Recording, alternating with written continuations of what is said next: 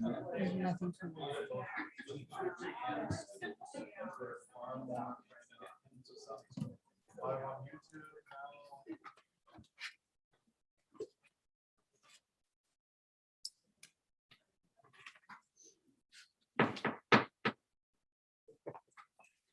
We'll go ahead and call the meeting for November 4th, 2021, Southeast Polk School Board meeting. Can I get roll call, Karen? Andy, Here. Crab, Here. Fisher, Here. Nave, Here. Slings, Here, Corral, Here. Powell. Here. All right, looks like we have a quorum, so we'll go ahead and move on. 1B, agenda adoption. Dr. Lubnick, are there any changes? There are none. So moved. Thank you. second, Thank you. Karen? Crab, Yes. Fisher, Yes. Nave, Yes. Slings, yes, Corral, Yes. Powell, Yes. Andy, Yes. All right, 1C, district vision and mission. Do I have a volunteer or? I'll read it. Thank you. thanks. Southeast Polk Community School District, learn, lead, and live. Success for college, career, and civic life. Engage all students in learning a challenging curriculum delivered through quality instruction. All right, 1D, this is time for public comments. The board recognizes the importance of citizen participation in school district matters. Citizens wishing to address the board must do so in public forum portion of this agenda. Citizens need to complete the public comment card if you have not done so already. They're in the back table. If an individual wishes to address the board, you will be allowed 3 minutes as an individual and 5 minutes as a group. One of those speakers recognized by the board will be allowed to speak. Comments by others will be out of order. If disruptive, the individual causing disruption may be asked to leave the board meeting. Do I have anybody that wishes to speak tonight? Are we gonna jump up tonight? Only if you want to. All right, seeing none, we will go ahead and move on to the consent agenda. 1E, consent agenda. 1E. Motion to approve, Wait a second. Second. Any questions or comments for the board or the administration? Hearing none. Karen? Fisher, Yes. Nave, Yes. Slings, yes, Corral, Yes. Powell, Yes. Andy, Yes. Crab, Yes. All right, moving on to old new business. 2A, we need to pick a delegate for the a representative for the delegate assembly at the IASB conference on November 17th, I believe it is. I nominate Brett Handy. Sure you do. Wait, do I need to do a motion for Yes, you that? better do a motion. Motion Before I to change my mind. nominate a delegate for the assembly representative. I need a second. Second. No, thanks, Gary. You're fired. Yeah. Next meeting, you're fired. Yeah, good. All right, I will accept it. That was, I think it's my turn anyways. Yeah. Lucky you. Yeah, so Karen? Nave, Oh, yes. Slings, Yes, Corral, Oh, yeah. Yes. Powell, Yes. Andy, Okay. Yes. Crab, Yes. Fisher, Yes. Is that enough? I think so. No, I'm going to do it anyway, so. All right, 2B, we're gonna set public hearing for the 2022 to 23 academic calendar. So a Motion to set the public hearing for November 18th to discuss the academic school calendar for 22-23 school year. Any questions for administration on that? It's coming as a discussion item later, and this is state law. We have to have that public hearing. Need a second? Yeah, I was still in a second. They're like sleeping over I there. know. All right, Karen? Slings, Yes, Corral, Yes. Powell, Yes. Handy, Yes. Crab, Yes. Fisher, Yes. Nave, Yes. All right. 1C, set public hearing for the city of Altoona easement at Clay Elementary. That was for December 9th. Motion to set the date for the public hearing for December 9th for the city of Altoona easement for Clay Elementary. Forget it myself. Do I have a second? Second. Any comments for administration? Know what we got out of that? We get a good trade?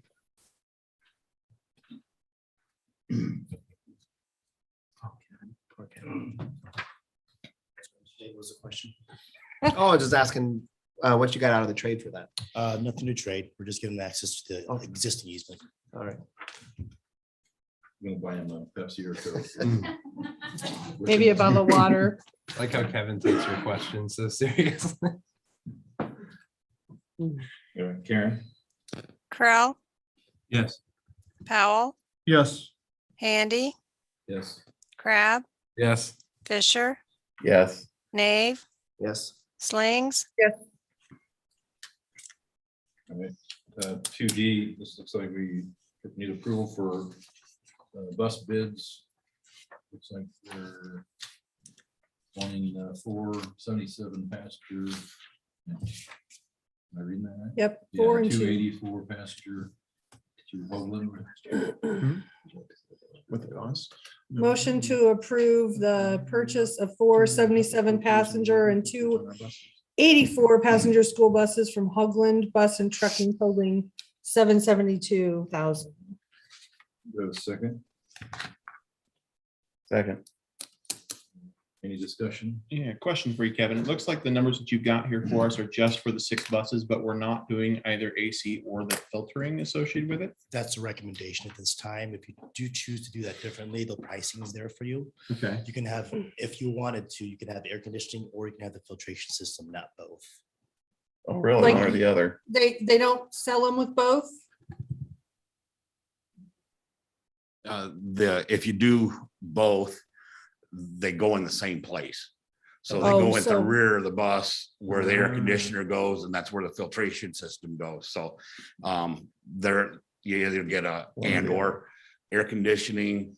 Like we are talking, it adds a filtration system. It don't add a HEPA filter, but it does add extra filtering because it does duct the air from the inside out and then brings in cool air. So there is an extra feature to that, but it ain't a HEPA filter, Okay. where one recirculates the air, the other one vents it to the outside, if that makes sense. So if we wanted the filter, we'd spend another 3 on, depending on which one. Yeah, it would depend on which one you wanted. It was 5 years ago that we bought any air conditioning buses for the fleet.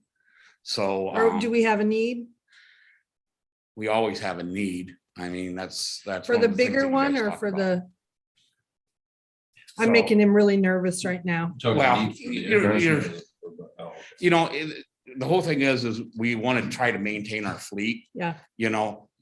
We got one that are the big buses that we have that we use for sports during the summer and summer school. We use the buses that we have right now. They're 5 years old. I like to keep trying to at least maintain them. If we don't do it this year, we probably should next year.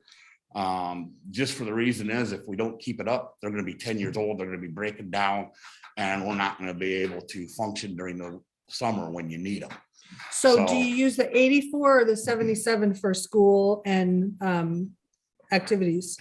We use them for both. Okay, It's whatever. If you guys supply just 77 passengers with air, I would use the 77 passengers for the days that it's really, really hot. And I would use the 84s for just the big, large groups like band or whatever that we have. And vice versa. If you did the other ones and I needed air, I would put them in on the days that we air. So I mean, any way you go, I would work with whatever you need. So it's out there for you guys to decide because you guys have always asked me that we talk about that option. So that's what we're doing. The 80, does 84 have more underground, Yeah, Cargo for 84 is the one equipment. that has the no axle, so it has a through storage like the charter bus does. Yeah, Hmm. and of course, Adam stole my question on the air, but I think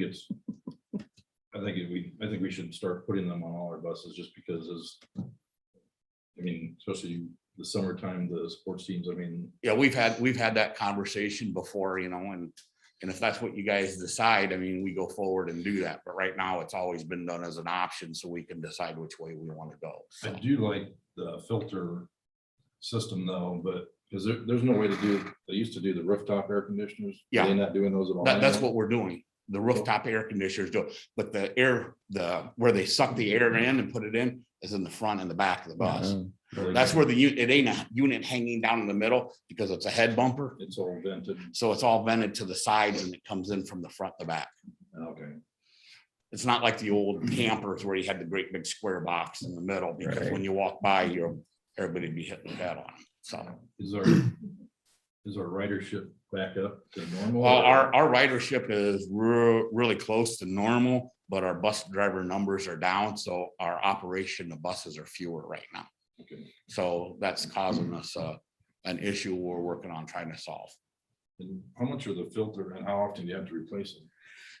That is something that we have not been able to get any information from a suggested. I can go to the vendor and ask, but they say you'd never really have to, but I know better. You put a filter in something, you're going to. So we would probably do that as we would any other filter that we have on the bus, which should be a yearly. Every summer, we replace all filters, the heater filters, So fuel each time you filters. replace those filters, it'd be $3,000. No. Okay. The filters themselves would be less. That's for the unit to be installed on the school bus.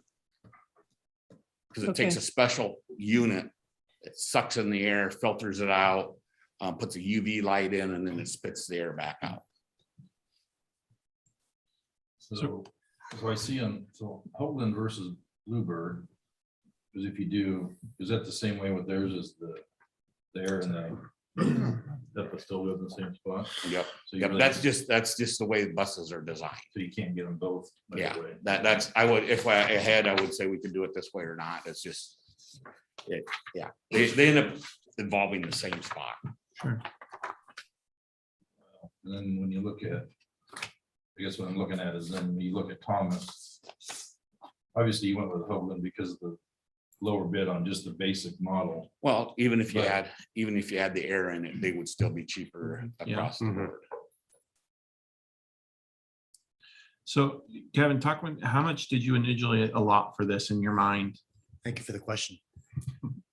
When we passed the PEPAL extension and the increase to PEPAL back in 2018, 2019, we had budgeted about $800,000. Now, at that time, we thought maybe 7 buses rather than our normal 3-4 buses. But as you can see, the cost of the bus units have gone up, as with everything else. So if you do choose to do buses with air or with the HIPAA filters, it's going to press right on the $800,000 that we've set aside. Now, we can certainly do that. PEPAL, again, is a tax rate rather than a dollar amount. So that tax rate, as our valuations continue to go up, we'll get a little bit more money for that. And I haven't budgeted out PEPAL completely yet, so this is certainly can be done. The other aspect of the cost is, I did ask the question, is whether or not a HEPA filter or the AC piece might be allowable for CARES funding, which seems like it might be appropriate. The answer I got back is that if we can prove that the air can be purified with those filters of the AC, they can be. But your 77, to go back to Laura's question, you use those more for the daily transportation and the 84 more for sports? That is true in the past, but with the shortage of drivers we have right now, we've pressed the bigger ones into service because of ridership. What I was gonna say then is maybe do the 77s with the filter. Well, if we tried for all 6 of them with AC, could you use that many, or, you have a need for whatever. Yeah. And- A need for whatever, and like I said, you can do it any which way you wanted to, it would help. It would help if you wanted to do a few this year, and then a few next Right. year, or do them all right now and then wait 5 years. Right, Well, I think it'd be worth testing one of the HIPAA one, we know what air conditioning does, but we don't know what these HIPAA filter systems do and how they work, if it actually cleans the air if it's. The only thing I can tell you that I know about them is it's done with ambulances, is with the UV light. And that's basically what these are using, is the UV light to kill the bacteria. So it'll suck it in, run it through UV light, and then spit it back out. And it's recycled air. So that's all I can tell you. Is there any proof out there that this one's better or this one's better? There is nothing that we can find out there that confirms that these are better. So. Yeah, I guess I don't understand the concept of it, because if it's clear in the back, how does that really help filter the front? It has to go past everybody else to get. Yeah, It's it not- is. It's just like your air filter in your house. It's pulling the air in, filtering it out, put it back in, and you can do the same thing in your house if you put one of those in to suck the air out. So it's just scrubbing the air out continuously, just like in your house. So it's gonna replace the air in the bus during route. I can't tell you the exact number, but it would be like sucking the air out of the bus 3 times and then recycling it. So it would move the air completely through it. So yes, it would suck air past everybody, but it would be pushing the air, clean air back too. So you're basically, your clean air is gonna be on the bottom and your dirty air would be on the top because it's gonna be circulating. So I think with a shortage of drivers, we really need to look at the 84 passengers to help on a day-to-day basis. Well, I think that's what they're asking for, Yeah, is all yeah. 6. So I mean, you mean getting more 84 passenger buses or? That's not in his budget. Yeah, Can we get some now and some later? We'll buy some next year too. well, then the problem, if you make them all 84, then you're 20-some thousand, you're Right. 22. How many can we do in that budget? Now, the bid went out for the items as noted, so there's 4 regular 77 passenger buses and 2 84. That's They what may the not bids have went the to. inventory. Just doesn't seem like we're matching our shortage of drivers. Well, this is gonna add 2 Yeah. more 84 passenger buses though, Right. and the traditional buses. That actually would take our inventory from what we had the year before. We had 2 buses, 84. We are now at 4 because of what you guys did the previous year. Mhm. So that would move us to 6. So Yeah. if you look in the long run, Right. that's the way we're moving. So, Okay. Yeah. just Sounds to good. help answer that question, good one. Is there any, sorry, Go ahead. is there any difference in capabilities? Because I know we have fantastic drivers. I don't want to dispute that, but is there any difference in the driving capabilities between someone that drives a 77 versus an 84? Because it doesn't sound like there should be, but I know the There- structure is different. They're really mechanically and running wise, there really is no difference. But training there is, because just for example, on a 77, your front tires are 4 feet out in front of you. Yep.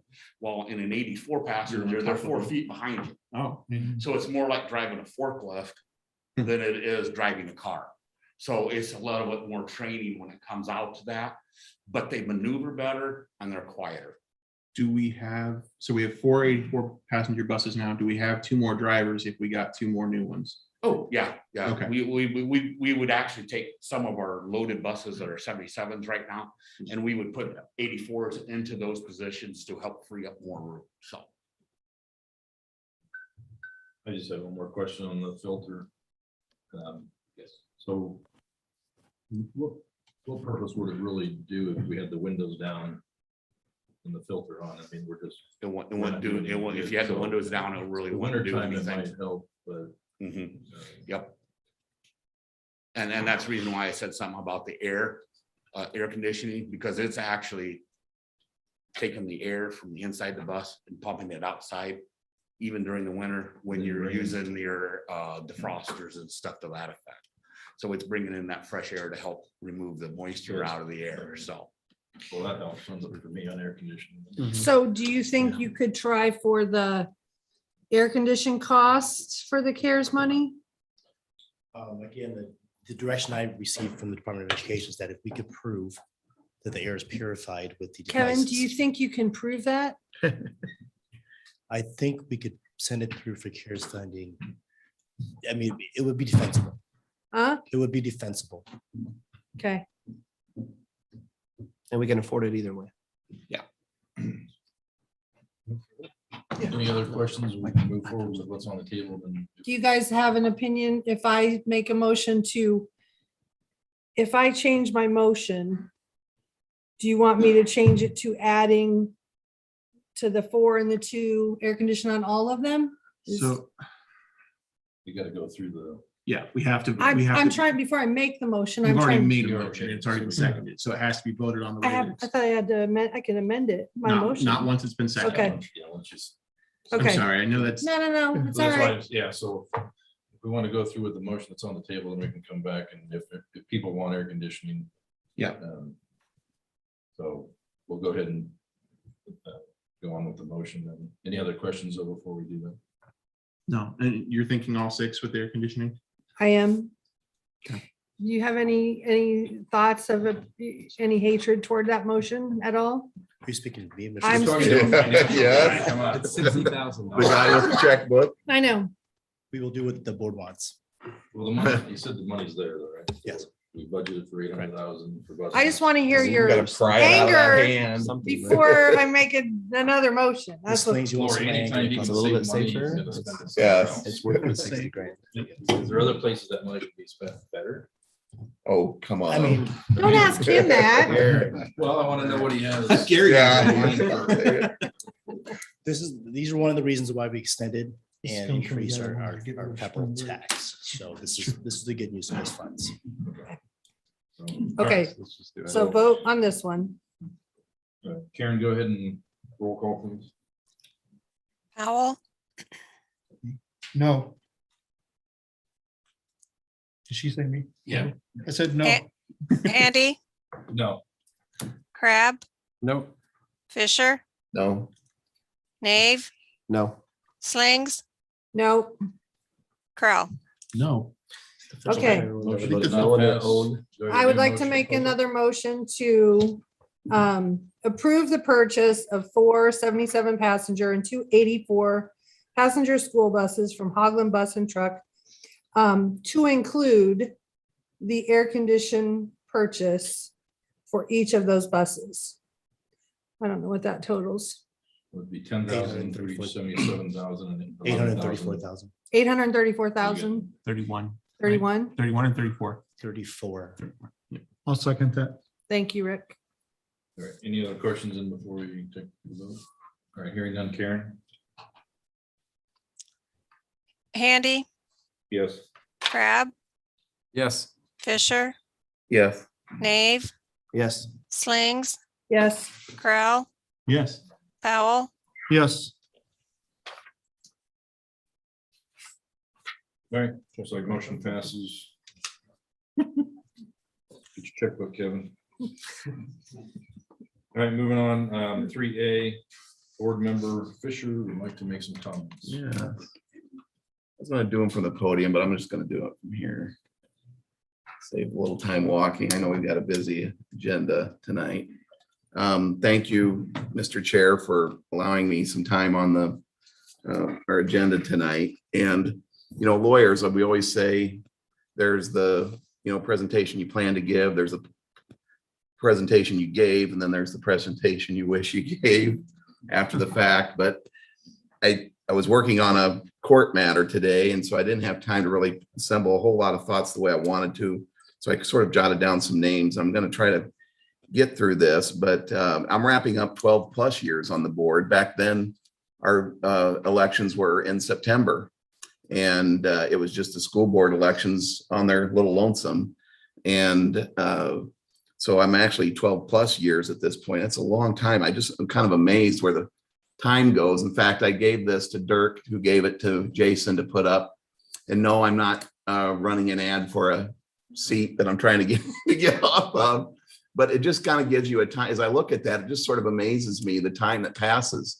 I had 4 kids at that time, and I don't think it was at that year, but I think like the year after, I had a kid in the high school, the junior high, the 6th grade center, and elementary.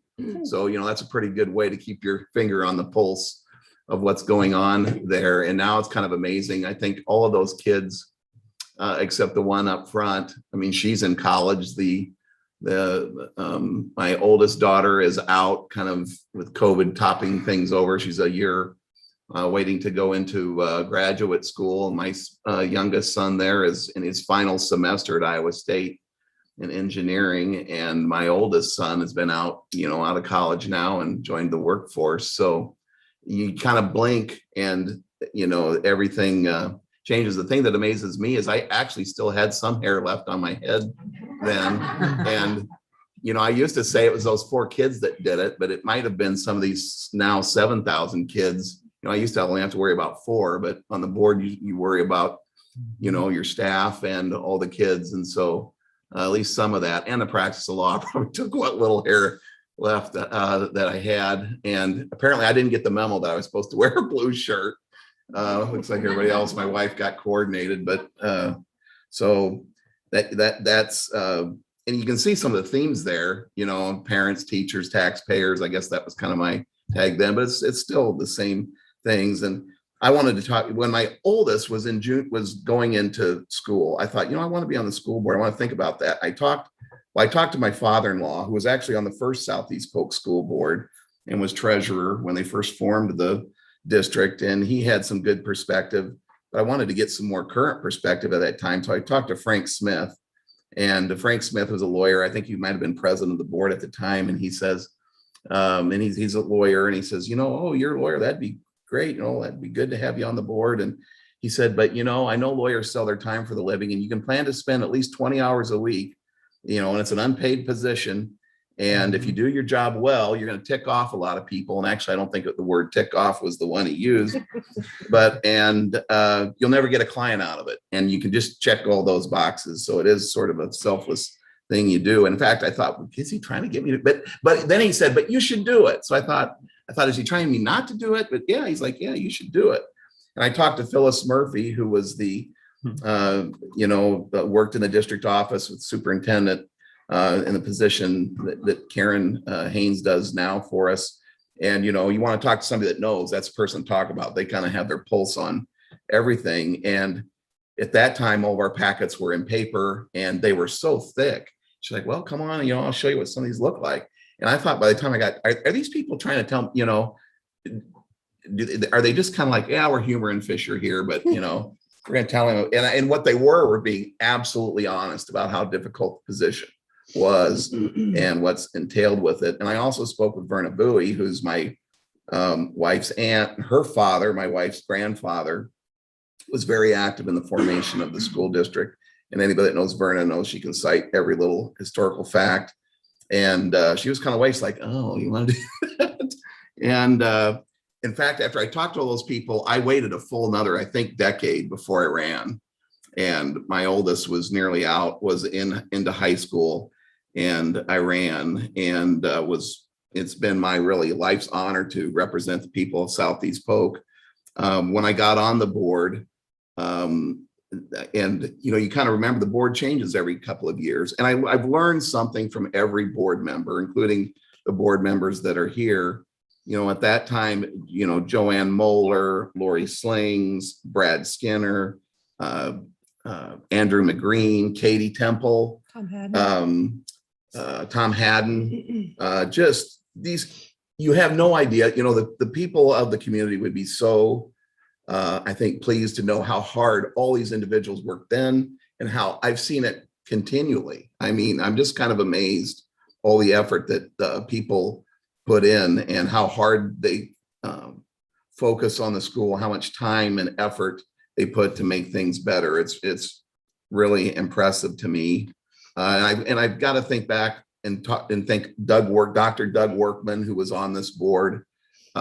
He was off the board when I ran, but he was a good friend of mine in high school. We always, boy, Steve, we would have put you through your paces back then, the stuff we did. We said, well, we're going to take this to the grave. And Doug lived to his word. Unfortunately, Dr. Workman's no longer with us, but so I've got to hold up my end of the bargain. But boy, we were just, what could we get away with, kids, and Doug wrote a very nice, remember when the Altoona Herald actually had local news in it?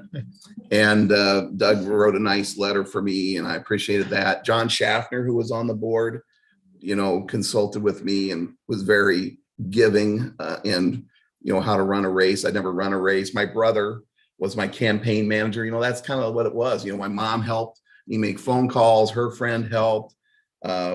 Mike Clark, Mike, I won't get, Mike helped, Jim Jessen. And I'll never forget that Kent Balducci came up to me when I first announced, and he handed me a check. And, I just think that's kind of the way it's supposed to work. Kent, I didn't know Kent was a D. I'm sure he didn't know I was an R. And what we were was, he was Joe's father, he was Joe's dad, and I was Evan's dad, and our kids were on the same soccer teams. And, I think that's generally the way it's supposed to work. I know we have our political views and we differ, but I always thought, I respected Kent for that, it was such a nice gesture, one I didn't even ask for. And so it was appreciated. So I just kind of listened through these names. I remember Tom had one of the funniest comments I've ever said or ever heard. I missed one of the early kick off the year things we had a great one this year, the best ever, amazing. I couldn't even believe it, but I missed one. Haddon says, what's it take to get an East Sider to miss, because it's at the fair, we're always right around the fair. And he says, what's it take for an East Sider to miss, hairball at the fair? It takes an Elvis retrospective in Memphis, because I went down to Memphis. So, I am what I am. I'm an East Sider. I always said, my mom went to East High. My grandfather was very active. Used to call him Mr. East High. So, with his black and gold blood, I do still have some scarlet. And Tom Haddon, I also remembered, said, and the new board members coming on, you'll learn it, and you still learn. You're always learning in this job. It's such a big organization, and then things change. But I remember trying to get my head around the finances. It's like a Gordian knot. It's really, I don't know. The fact that Kevin can get up there and understand it and make it understandable is amazing. But Tom Haddon described it best, I think, as a Byzantine labyrinth. And that's exactly what it is. When I first got on the board, and this is a quote from Warren Buffett, because I think it was accurate, because we had a bond referendum. We built a new high school, and so we had this massive project. And as you know, in the school board, we have different funds, but we were strapped financially in a lot of different ways. We were spending money on kids. We were doing what a school district should do, but we were strapped. And Warren Buffett said, and it reminded me then, it's like, when the financial tide rolls out, you see who was swimming naked. And I don't know if it was quite that bad, but we were pressed. And I won't get into all the details, but that's another reason why I probably don't have any hair left on my head, because some of those squiggly lines that Kevin has shown us, he hasn't even showed the earlier years. The lines weren't where they were supposed to be. They were kind of subterranean, and it wasn't that anybody was doing anything wrong. It was just, for one thing, we had remember this, the budget cuts, when, you have what you expect to get. And then they come back and said, oh, by the way, we're doing a 10% across the board cut across the state. And you have to make, we don't print the money. We're not like the federal government. We've got to make our budget balance too. And just how awful that was. What struck me then, though, the good part of it was I would see Des Moines on the TV, and I'm going to dump on Des Moines, I guess. But, there'd be like 30 people on one of their parents' forums, and we would have at Southeast Polk, we had 800 plus in that auditorium. And yeah, they were upset. And I can remember we had our little glasses of water, and like, well, there's a way you can save some money. Who paid for that water up there? And it's like, if you look, every bottle, even here, you can't see it, because we all bring our own. No, the board members are paying for their own water. So we had somebody donate. We got a donation this year. Oh, did we? All right. I'm glad somebody's looking out for us. Because that's the other thing. It's like, I always tell people, what do you get for running for the school board, on the school board? I got 2 dinners when we hired each of the superintendents that we hired on my term. I got a coffee cup from Clay Elementary PTA, which I took to work, work with a bunch of lawyers. In true to form, somebody stole it. And what else I got? We got a flower pot every Oh, we day. get a flower pot every year. And I got a t-shirt here lately. That was nice. And I got the 2 good job, attaboy type writings from Lori Waddell. So, those are the kind of things you just have to cherish. And somebody asked me, talk about some of the changes, besides everything was on paper.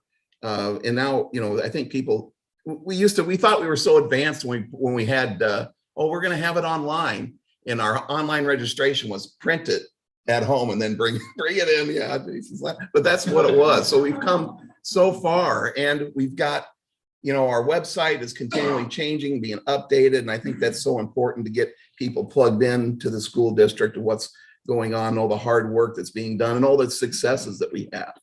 I think when I got on the board, we hadn't won a state championship since the girls basketball championship. And now there are so many champions. These kids are doing such great things and excelling in so many different ways. It's just so rewarding to see. One of the things about being on the school board that you kind of get used to not being an educator is all the acronym bingo we used to play back when, remember? And they change it on you. So you got to pay attention, because, you think you got it figured out and then it's something different. And I wanted to talk briefly about each of the superintendents. Tom Downs, we owe him a debt of gratitude, because we don't get that. We don't get Southeast Polk High built without him. We barely got that bond passed. And that was so nice when we did that. I mean, that will happen before I was on the board.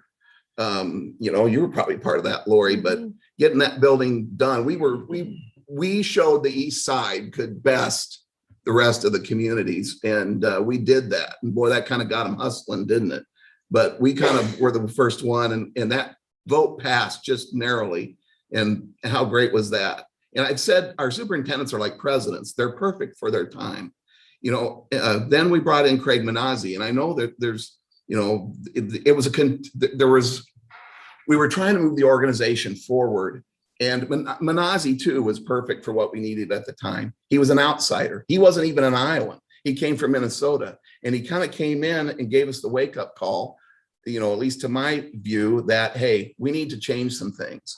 And with his outside perspective, and because he wasn't from here, which was hard, he kind of stepped on some toes, some of our sacred cows, and maybe we needed some of that. But, I thank him, because, like our mission and vision and core values and priorities, that all came as a part of Craig's leadership. And some of the people in this room, I won't say who they are, some key members of our team, it was Craig Manazzi that was part of that process. So, and then Dirk, Dr. Hlupnik, you were exactly what we needed when we needed. I hope you stay for a good long time, shackle you to your desk somewhere, cool, calm, collect, competent, and Brett's pointed out, isn't it interesting that when Dirk got here, all of a sudden we got these awards from our employees. And I think that is the ultimate measure. We want to be the district of choice for the best teaching talent and the best talent, period, in all of our areas. And I think you do that by doing the things that we're doing and valuing your staff. And Dirk, you're the leader of that, and it shows, because that's an award they pick and decide, and we've got it every year since you came in to lead us. So that's great, and that's it's just kind of amazing. And I think maybe that's the ultimate measure. I did have one other picture, and I'm going to be quick about this, and then I'll wrap up. I know, and now you can only see part of it, but people are like, what is this? And it's hard to see, and it's a black and white picture, but I don't think I ever told anybody that my dad was a teacher before he left teaching, because back then he was married and he had myself and brother, small kids, but women didn't really work out, didn't really work. And so he's trying to support a family of 4 on a teacher's salary. And I think really it was his passion. And he did like a lot of parents do, you sacrifice maybe what your values are to help your children. But what his passion was, he went to they call it the Iowa State Teachers College, I think, which is not Iowa State, it's UNI. And His first job in the early 60s was at Dirk's territory. And I don't know, does anybody else other than Dirk know who that person is in that photo? Probably not. He's one of the best athletes this state's ever produced in the half a century. Kurt Warner? Ever. It's not him. But this gentleman's name is Doug Lane. He holds the state shot put record still to this day. That's pictures from 1968, and my father was his coach. When my father was there at Cedar Rapids, and their football team isn't so much anymore, as we found out a couple of weeks ago, but Cedar Rapids Jefferson, at that time that my father was there in the early 60s, they had the state champion, and these kids were all on the same team time my dad was there. The state champion in 63, the state champion in 60, these are different people, 65. And then this young man got the state championship as a sophomore, junior, and senior. And he went on to college. And I want to talk about that because this picture to me is emblematic of what we do here. The focus is on the student.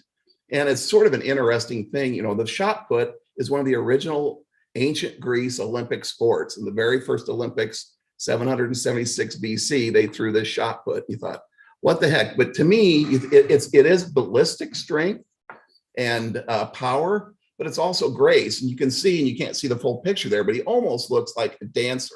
And it's perfect balance because not only do they have to, you know, they spin. And it's almost like watching a bull rhinoceros doing a pirouette. And it's quite complicated to do it and do it well. He did it like nearly no one else ever. In fact, he not only won the state championship in 68 as a senior, he beat the former record. And in track, they measure by 100, you know, it's time and space, hundreds of seconds. And in shot put, it's by the quarter of the inch. So even if he beat the record by a quarter of an inch, he'd have been a state champion. He beat the prior record by almost 10 feet that had ever been established. And that record still holds. His state meet record just got beat in the last few years, but I don't think his throws in Dubuque, and each one, you talk about where it all comes together, each one sailed over 70 feet, which is just kind of unheard of. In fact, his national record that he got was only beat by a gentleman. I was kind of looking online. That's what's cool about the internet is by the person that is ranked as the third. The person that beat his national record was somebody ranked number 3 for the best performances of a prep athlete ever. And names like Jesse Owens is like number 8. You know, the guy that beat him had to be number 3. And people on there like, oh, who's this guy that does some golfing? Tiger Woods, he's like 30 something. So it's just kind of amazing the effort and the success. And it's not just that. He went on, became an NCAA champion. And I never knew until shortly before my father died, he told me, you know, his dream was always to have to coach an Olympic athlete. And what I didn't know until last year is this guy nearly did it. He was in 72. He held an NCAA indoor record for 35 years. And on the, with respect to the Munich Olympics of 72, he tried out and they do warm-up throws, and on his last warm-up throw, he would have made the team and probably medaled that year, all 3 of the Americans. I think they won silver, 4th and 5th, or 3rd and 4th, something like that. And he would have made that team. But on his 3rd warm-up throw in Eugene, Oregon for the Olympic trials, the shot rolled over his fingers and he broke a knuckle. So one knuckle separated, you know, Olympic future from not. But all that said, it's not about the sport. I spent a lot of time talking about it, but what you're doing, and I've seen it here in this district. You know, it's like Karate Kid. This gentleman thought he was learning the shot put, which he did, but you're learning life lessons. You're learning how to win, how to lose, set goals, work hard. You know, plus you're learning a lot of soft skills, you're learning skills. Those are kind of soft skills, but they're the important ones. And all the time, his parents had only achieved an 8th grade education. He got a scholarship. He went to USC. He got 3 degrees in finance, biochemistry, and something else, and ultimately a graduate degree in business, founded not 1, but 2 biomedical companies in California, and lives in Malibu. And on top of that, the guy's got a voice like James Earl Jones. You call him up, he sounds like you're talking to Darth Vader. I mean, how cool is that? So I guess my point, because with that, and I see it in our other teams, I see it in the classroom, I see it in instrumental music, I see it in vocal music, our sports. You know, I remember Coach Belger in baseball. I saw him. And I think I must have gone down to the baseball field because they were going to make state. And I was listening to him and what he was teaching those kids. Those kids weren't learning baseball. They were learning life lessons. And that's true whether it's basketball, football, all those things, or in the coursework that you do. You're learning to try, succeed, fail, try again, all those things that serve you well to make you, what do we say, college, career, and civic life. You build all those things. So only one more thing I'll say, and then I'll be quiet, then you don't have to listen to me again. I think I only have one more meeting, is when I ran, what inspired me, and Lori's kind of from my same, politically we're polar opposites, but we're both big Rams, and we were both attending school generally at the same time. Southeast Polk, the high school at that time, and I had great elementary kids too, or school teachers. I went to Altoona Elementary, but what impressed me then was how we had teachers that really cared about us. And it was like Southeast Polk High School at that time was like rock and roll, was like what Memphis was to rock and roll music in the 50s. For whatever weird reason, Memphis sparked all this talent. That was Southeast Polk High. We had great teachers that were engaged, that cared about us, that cared, that pushed you to your limit. And there wasn't just one, there was a whole lot. And so I wondered when I got back on the board, of course, all those people are retired or nearly all of them. It's like, is it still like that? And I can tell you, if you're not plugged into the system, it still is. That's the best thing about it. And Joe's shaking his head too. And because you've hired a lot of them and they're all over. They're not just in the high school. They're in our elementaries. They're people driving buses. They're people working at, and Dan, I remember when I first got on the board, you talk about going up and beyond that light. We opened this new high school. We're still trying to figure out traffic flows. And there's Dan. The light wasn't working that day on 80th. And we had buses and it was chaos. And there's Dan. I don't think you were standing on top of a pickup, but Dan, you reminded me of the guy from A-Team because you kind of had that look. And then you had a cigar in your mouth. It would have been perfect. But Dan's out there, he's directed traffic and, he's like, he'd put you to shame, So he was directing traffic like no other. I said, boy, that's exactly what you want. He's just getting the job done. I'm sure some lawyer or insurance company had been losing their mind if they'd known that, but there was a problem and you were on it getting it fixed. And I guess, that's too long to say, but thank you, everyone. I think you've got good board members here and you've got good people coming on. And I think everybody can get along. And, we do have sharp elbows and we do differ as a community, and that's fine. I think that's good. And we should encourage parent involvement. It's great. And, but in the end, we're all part of the same family. We've got to get along and move forward. But I just, I did want to say, I guess, one more thing, then I'll be quiet. But, how lucky you've got Bill Powell, a person that's got an education degree. The rest of us don't. You should call him Bill. Oh, I'm sorry, Bill. You got a hybrid of Rick Powell, because, I remember you got into standard-based grading and I'm like, I was trying to understand it and you knew exactly what it was. And so how good, is that? And you're everywhere. You've got, I remember when you first got on the board, I'd show up one place you were there and then I'd go, he's over here and he's working on this and doing that. And just, every board member here, Tom, and Pash, Adam, I guess I should just go in order so I don't forget, Adam is always exuberant about looking at every fact and trying to get all the information about, make the best decision. And Tom, with your background, it was very helpful in dealing with all this stuff to get through it. And, I know some people beat you up for being too passionate. I mean, what's wrong with that? I think passion is a good thing. Sometimes we get worked up, but that's just the way it goes. Lori, I know I think we're a good example of you can be diametrically opposed politically and still get along and still respect each other. And there's plenty of issues that you disagree, you take your vote, and then you're on to the next one. And that's just how, I think it works best. And Chad, you came on this board, you ask good questions, and you kind of remind me of Dirk's. You're cool, calm, and collected. You're kind of all sifting in here. You're doing good analysis, and you're a steady hand. That's good. I'm not that steady. And as Dirk can attest to, last year with all the COVID stuff went down.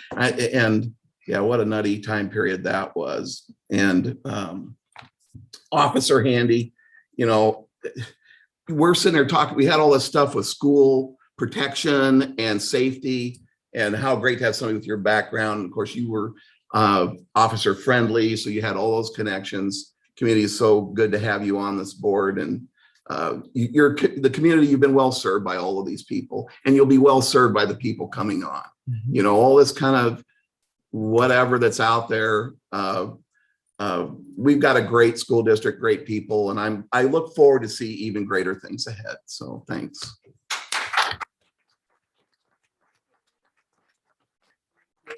Don't do that. Don't do it.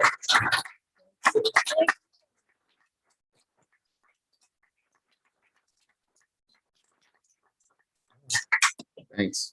Way to wing it. Yeah. That's how a lawyer wings it. Yeah, that's it. Well, I think with that, we can all just go home. Yeah, I'm good with that.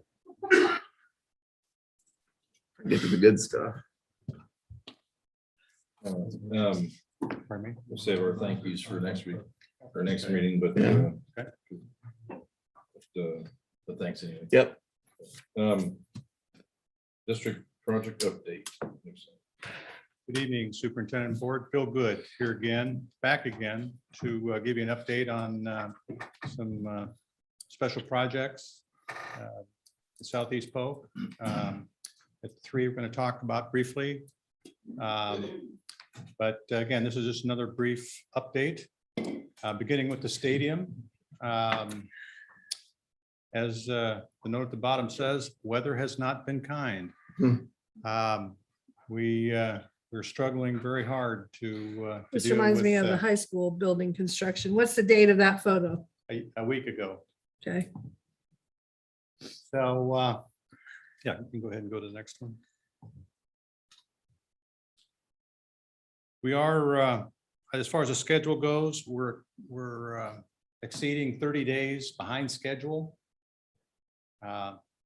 All based upon unknown conditions. We talked a little bit about groundwater problems that we were having in a previous update, and which were unknown conditions. And then again, just general wet conditions.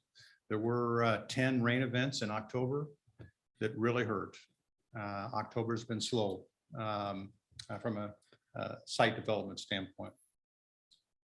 Previously, I think in the first update I did, talked a little bit about supply chain issues, and at that particular time there were none. They're starting to develop. Roofing currently is one that we've been notified that they're not going to be able to meet some delivery schedules, and that's based upon raw material shortages and a volatile market. Starting to hear about some other potential material delays. I did include a quote here from one supplier this is his words: overloading our manufacturing facilities has created additional challenges in providing accurate delivery times for our materials. This is not unique to us.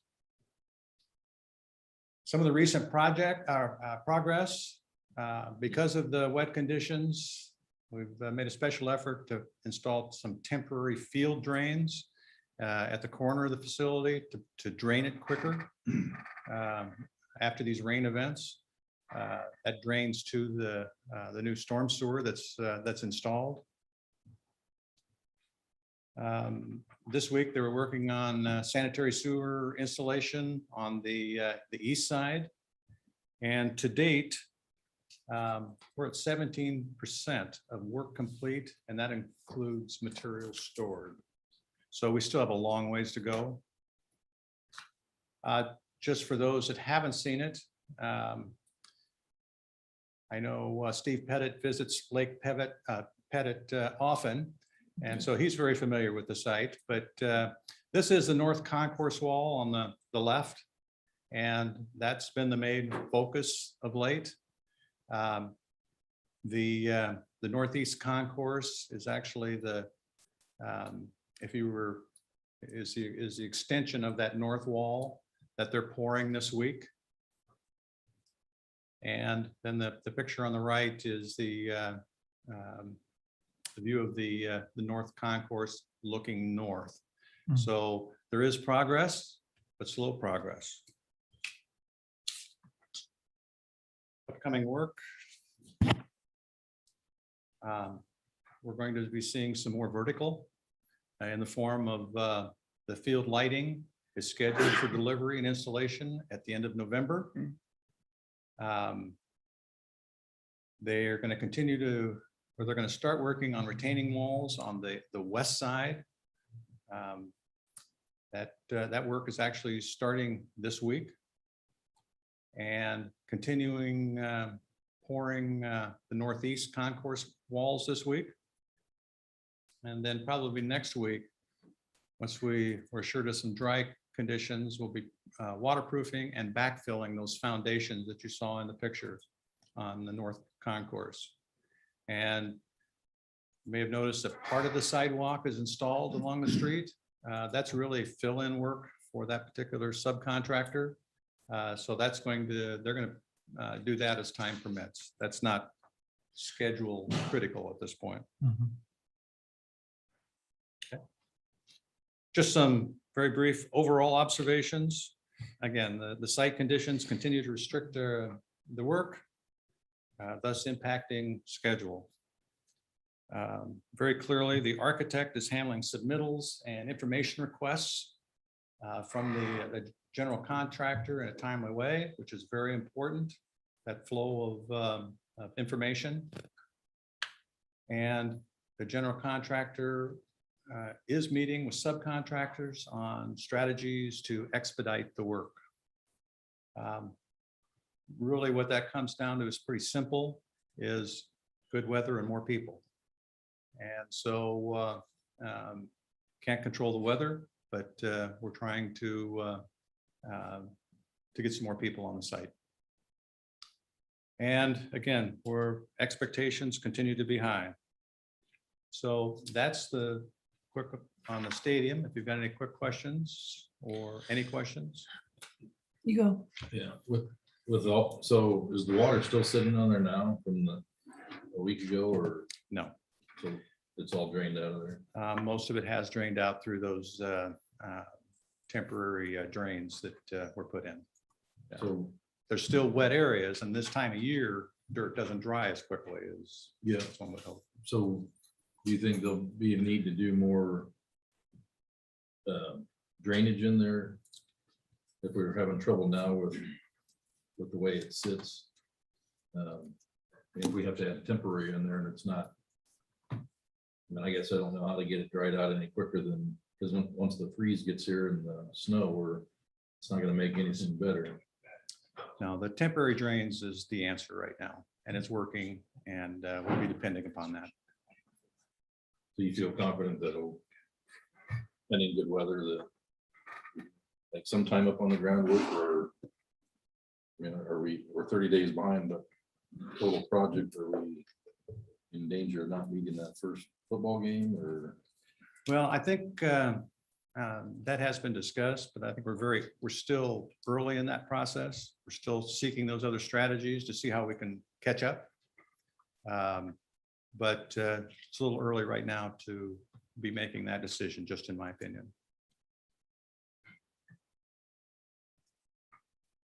How would you rate the overall quality work that you're seeing? Very, very good. Very good. They're doing good work. there's some very good subcontractors on this project that we're really depending upon right now. The concrete is the big one, and that subcontractor is doing a good job. And that's the expectation. We're looking for that. We're doing the inspections we need to do. Yeah, it's going. The work is being done well. We could just use somebody to control that weather a little for us. I have a couple questions if everybody else is done asking questions. So with the supply chain issues, what's the forecast for catching that up, and or do we expect to fall further behind because of the supply chain issues? We're hearing about supply chain issues right now. We don't know how that may impact us yet. The roofing materials were due in January, first part of January, and they're struggling to get them here then. What is their forecast now? Pardon me? Have they forecasted out further out from January? Now, they're very reluctant to give out new dates. How bad it is? Okay. And Dirk kind of knows I had some concerns about the schedule. Did the cost or the cross-country course seating get finished? I know it had started. And I think you had, I can't remember if you said 80-90% spread seed started. Did it get finished before the rain? Yes. Okay, so Now, that's in good shape. I'm sorry. That part of the seating is in good shape. Well, it's seeded, but Did it wash out from the rain? no, we're good. And anything that does happen, any deficiencies, maybe some seed areas that don't grow, they'll be required to come in and even sod it potentially. So Okay. there are some additional work that's going to be done outside the contract that's impacting the cross-country course, but I don't see any problem with that What's getting the- done. And What's the outside, the contract cost expected? I'll let the numbers guy tell you. He's already gonna be Yeah, upset. he's already up walking. I don't recall what the dollar amount was, but I'll provide that to you. But these are 3 areas in which the cross-country course had some drainage issues already unrelated to the project.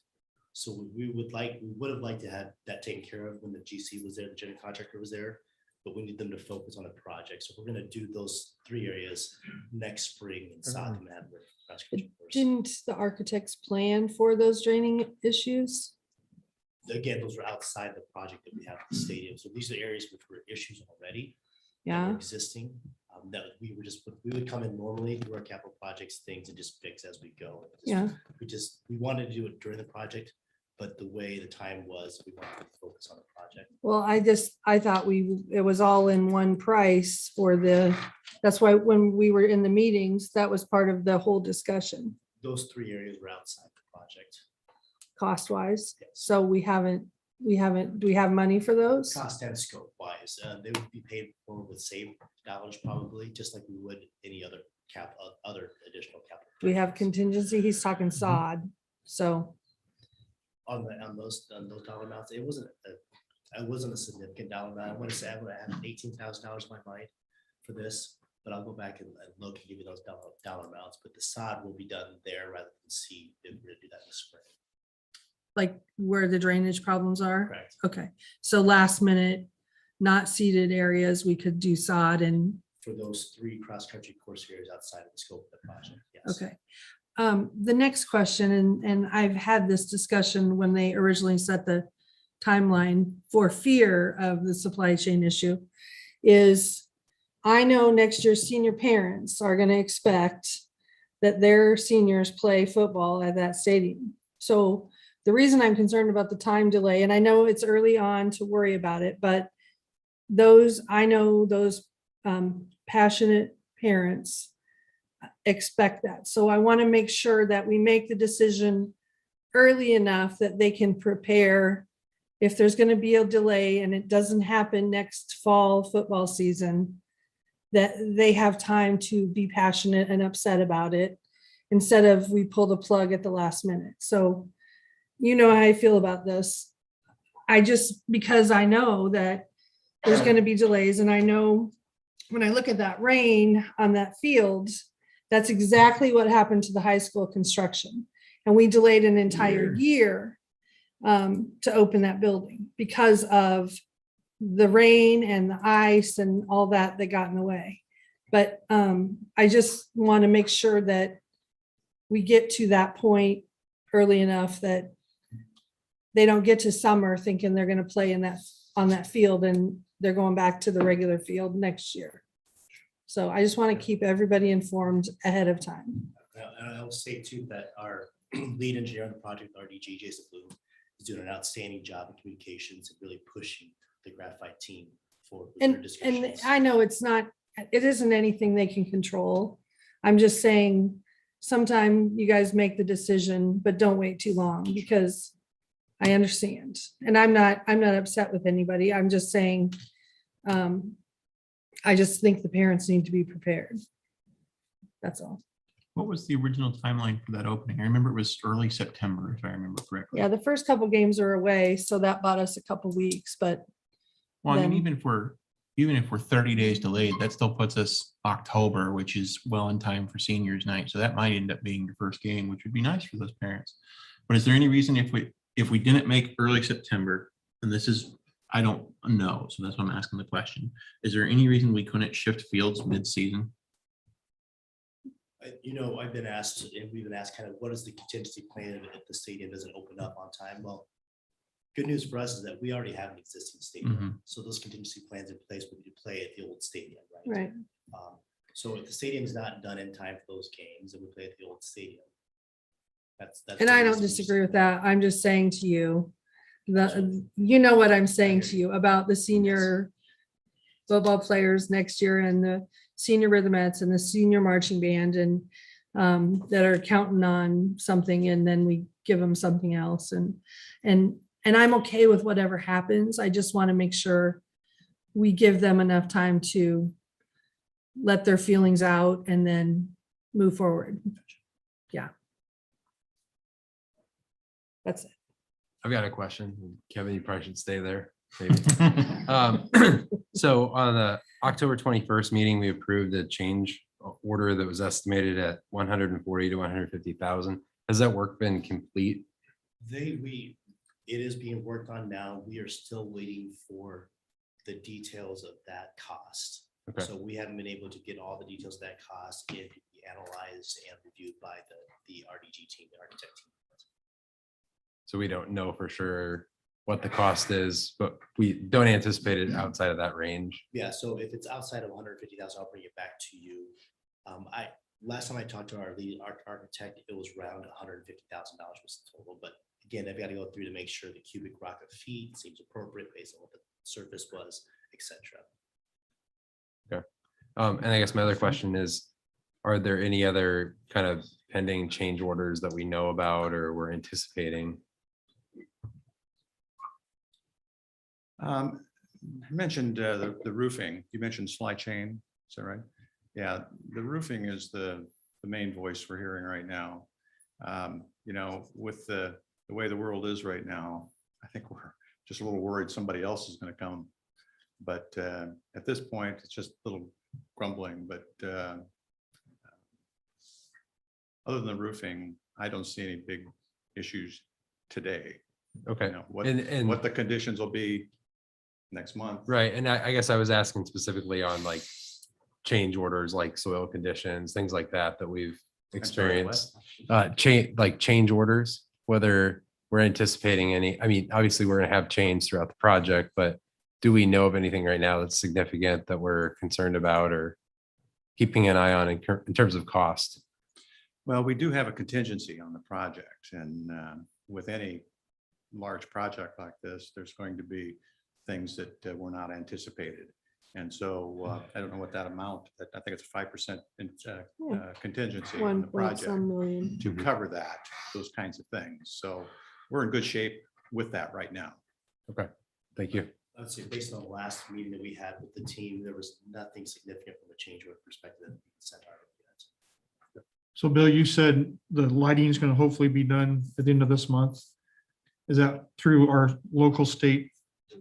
Musco, is that where that's coming from? Musco, yes. Yeah.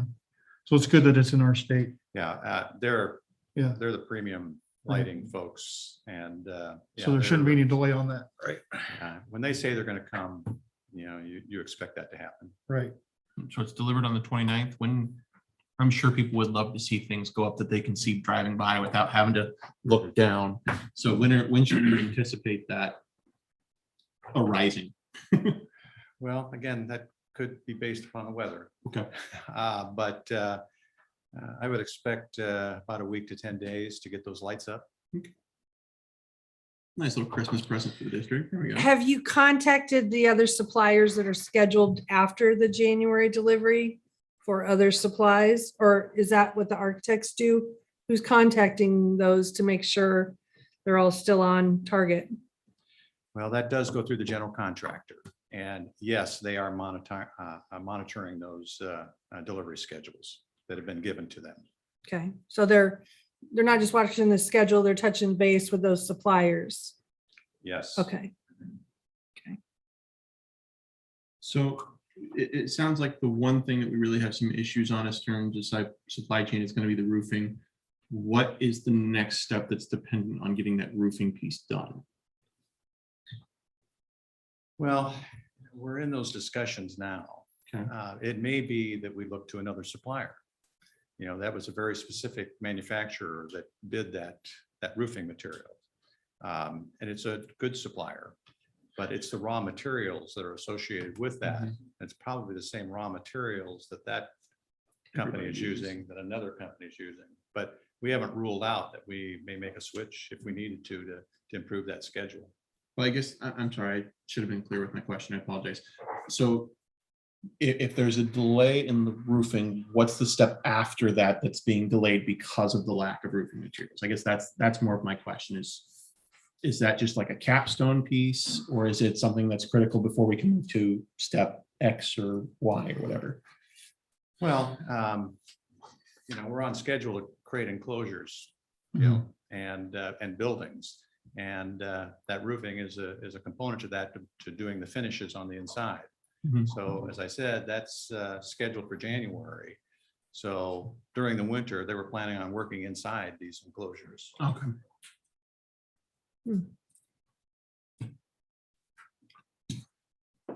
Any other questions for Mr. Good? You'll keep us updated month to month. Thank you. Kevin reminds me that I'll be back.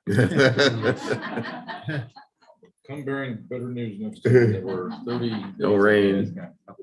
Oh, you got a couple building. Yeah, just real quickly on the 6-7 building, there's been many meetings, meeting once a week between the architect, the construction manager, and the school district on that building. And current state is 50% of the construction documents are completed by the construction manager at this time. And they are putting together final cost estimates based upon those construction documents. As a group, we've looked at cost reduction measures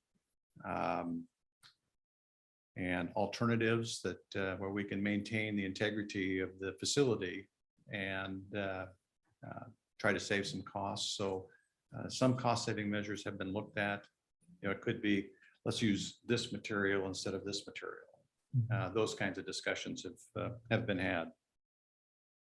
But talk about supply chain. We haven't even bid this project yet, but an integral part of that building is going to be precast steel joists and deck material. That's got a 9-month lead time right now. And so we're going to need to, when we'll be on it, but that just shows you how long we have to wait for some materials to come around. We just really hope that doesn't change. The city requirements for this project is some ongoing discussions. I know Dirk and Kevin have been involved in some of those things, and some response to the traffic study that was done. And there's some city requirements that's under negotiations, but when it might be done, and there's streets and utilities that have to lead to the school. So it's about figuring out who's going to be responsible for what. And those discussions are still ongoing, though I think they're coming to some closure. Just as an FYI, this project is bidding in January, which is a good time to bid this building. This is an excellent time to be bidding that building. And again, with a planned opening in 2024. Any questions about the 6-7? Is there a board member that's attending those meetings? The 6-7 building? So I know when we finished up the stadium, but since it's not bid, who was in the planning on that with the board members? We did earlier, but we haven't. in Had any the- planning not meetings as- with board members? Not as they've been doing the construction design, no. Okay, I mean, Do we have a design? I know we'd had a couple of conceptual. yeah, they're at 50%. Okay. Did we change those colors? Yeah. Okay. They're hideous. That's They good. were awful. the, Yeah. so any Yeah, mark that down, input, Chief. any input from the board is done, or are they coming back in? I'm just asking, Dirk. I think input is always part of the deal, but time it hasn't been. Just because it's out to 24, I was just wondering if you have a board member on that. I mean, how often do you meet? Once a week? I would say at this point, I don't know what a board member is gonna do, because I think the teachers, the staff members that are gonna be in there have put a lot of their inputs in, and I don't know. Who's in the meeting? I mean, who's meeting with them? At this point, it's White's, it's FRK, Kevin, myself, sometimes Bill, Gary. Yeah, But we- no we've been through principals? those user group meetings, and I mean, they've gone through 3 rounds of those to develop all the concepts and the things that people desired. So Okay, Are you asking to attend? I'm not asking, I'm just like, well, when they're doing cost reductions, I just think someone should be there for input on, hey, we can't have that gone out of I mean, like we had to do in the stadium where we cut, we were there for that. That's the only reason I'm asking. Sure. I So mean, if it's not anybody's as, welcome. There's- yeah, there's I just nothing was that- asking, so we weren't cutting anything necessary for educational. Well, the board's already approved the cost amount, right? I don't think we I don't have the think cost. so. We don't have it. Oh, we didn't, okay, maybe. It's going out to bid in January. Well, Well, I mean, the projected cost, I mean, or is that just what you guys recommended when you, well, after we finalized everything is when we went through that Right. cut? I think Kevin gave us a number that we had to be at. We met that goal of where we're at. So maybe not board approval, but at least the board has an idea where we were sitting. I think it was 21 million. That was for the stadium. No, that Or was, yeah. stadium, never mind. I'll wake up here. I can tell you back when we were progressing to the bonding in the community, the 6-7 building was estimated at 55 million. That was back in 2019 fall, so a couple of years of Okay. inflation, probably about 60 million right now. Wow. That bond money is being spent. So was the board member in on the planning? I was in. Okay. They originally. And the reason I asked this, because we went to the opening for Mitchell Elementary. And there were some things that we were very surprised at that we weren't told about. And it's like, I don't think we would have spent the money on that. And that's why I'm asking, because, and right now, conceptually wise, there's some things that are really good, but I don't think as a stingy board, we would have approved some of those. That's the only reason I'm asking, because we went to the open house and all of a sudden, well, would you look at that? Isn't that impressive? But it isn't where we would have put the money. That's why I'm asking. Sure. And just a few things from a value engineering standpoint, as Bill alluded to, some of the things we talked about were mechanical in nature. One of the things I recall with that discussion was that there's a question about the number of cabinets and things within the classroom. I think those were taken back to the user group to discuss. Yeah. And the things I'm discussing are mechanical things that totally caught the board off guard. And it's like, if they're just in on the discussion, even though they're not saying anything, but then they bring back to us the discussion and the cost of something, I think that's worthy of, but otherwise, we're not gonna see it until we walk through the building for the open and it's like, whoa, how much did that cost? And you weren't the guy getting those questions, the guy before you was, but it was surprising. He was here. You were there for that one? Mitchellville was 2013, I believe, 2013, 14. You were there for the approving that? Mhm. Huh. It's the second best Now what do you elementary wanna school in the say state. about it? Now I think we need Okay. someone on the board, on those meetings. Yeah, I mean, right now, again, as Mr. Good alluded to, the bid will go out January. So Yeah. we're kind of finalizing those documents. If Mr. Crab or anybody else from the board wants to jump into our. Yeah, or meetings. you, if we can get a computer generated tour of the building perhaps or something. So maybe some of those things don't catch us off guard. I mean, yes, I mean, again, it's 50% design, so you're not gonna see all the details, and I'm not sure what your details you're alluding to with the Mitchellville. School. You can ask me later. Okay. I'll do that. All right, Lori, any other questions? That's it for now. Anybody else? Mr. Fisher's got some extra time if we want a liaison to the board to attend. No, You want to sit in on those no, meetings? thank you. All right. I'll complain about it when it doesn't look like I want, but I'm not gonna put any time in. I'm sure they Thanks, don't- Gary. I'm sure they don't want to meet every first and third Thursday at 5:30. Right, yeah. This is where you negotiate that Thanks. liaison. fee, I Yeah. don't Gary. think there's any other question. Oh, yeah, the softball. Okay, yeah, again, not That's what I much going here. Again, the meetings continue to refine the actual scope of the project. That really hasn't been determined yet.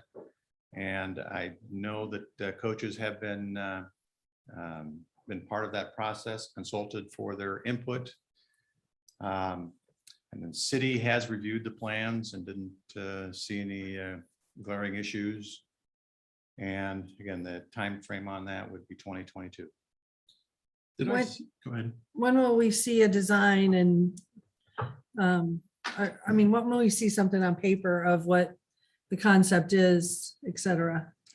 Well, we don't have that yet, but I'm assuming that's something that we can get to you as soon as it's developed. Okay, so how close is the designers to doing that on paper? That's a good question. They just had I think it was last week, they had a user group where it was coaches, it was also several athletes where they actually were using AI and 3D to look at some of the different options that they wanted. And then they were taking all that feedback to put into the design. So I can't tell you yet how quickly that'll happen unless Kevin, you know something more than I do there. I don't, I can consult with Jason Bloom again with RDG. I Yeah. think we could probably have something ready for you before the end of the calendar year, the December board meeting if you wanted. December 9th? Yeah. And it doesn't have to be that soon. I just want to see the start of something. So the community knows that after the season ends, this is what this is going to be. And maybe not it's the fine details, but we can start to see something on paper. Yeah, by December, I think we'll have much of that construction, design work ready and bidding to go out in the January, February timeframe. So if it's not December, January. Okay. come in. I just cracked the whip. What do you have projected for the softball field? Yes, because I was way Cost. off on the, As far as cost, yeah. initially it was 1.7 million back in fall 2019, again with just for inflation of 1.9. So football field was 21 million, 22, I think is the end. 22, 60 million for 6-7. 88. And then we still have the maintenance bus. So the warehouse, correct, Warehouse, yeah. administrative building. is the other one. How are we doing? Money We're not over budget on anything yet. And is that cost for the softball field enough? Because aren't we talking turf? Turf for sure, yes. I mean, one of the biggest things we'll have to decide with the group and with the city is that, we've always had restroom facility issues. Oh, yeah. I can tell you that restroom facilities, as looked at from a design standpoint, is $500,000 there. Right. It's not a new surprise, Kevin. Yes. What about drinking fountains? You know, I don't recall a discussion about drinking fountains, but I'm assuming it's good. Well, I think we should make sure we do it right. And I know you're stingy. I'm just reminding you what we did for the other fields. So As long as the board members don't drink out of it, you'll be fine, right? that'll cost money. So we'll bring our own water to the games. That AI VR thing they did with the softball players and the coaches was amazing. It was a very cool thing that they had the pictures up on Twitter for. It was really cool. So Were we adding a second field, like a practice field, or was it just renovating the main field? what that puts us at what, 84 plus land, so 86 million of that bond issuance. I don't know what we're What talking are we about. doing the math on? How much of the, So yeah, 60 for the 6th, 7th building, like we're about 22 there. for the, Yeah, I mean, so that's 82, in another. general, since fall of 2019, when we went out for the $92 million bond. Yep. Based on estimated. Value's gone costs, up though. Budgets are here, bond money right now is about here. yeah, okay, So good to that's why know. we're subsidizing those costs. We still have a little bit of money to bond too, if we needed to. If you recall, it was a $92 million bond because the premiums in the market at that time, we only bonded 85.3 million. So Mhm. we have a few $1 million there, and then also supplementing any kind of project costs. Remember the last one we had to From do as SAVE. part of the, excuse me, bond money, was spending at least $1 on a new elementary building in some manner. Mhm. That's what we have to do. But we have saved funds to fall back on supplemental wise. We have PEPAL dollars that we can use that manner too. Mhm. We could go out and issue, again, 6 sales tax bonds, and then also issue additional general obligation debts. Thanks. So the checkbook's wide open, right?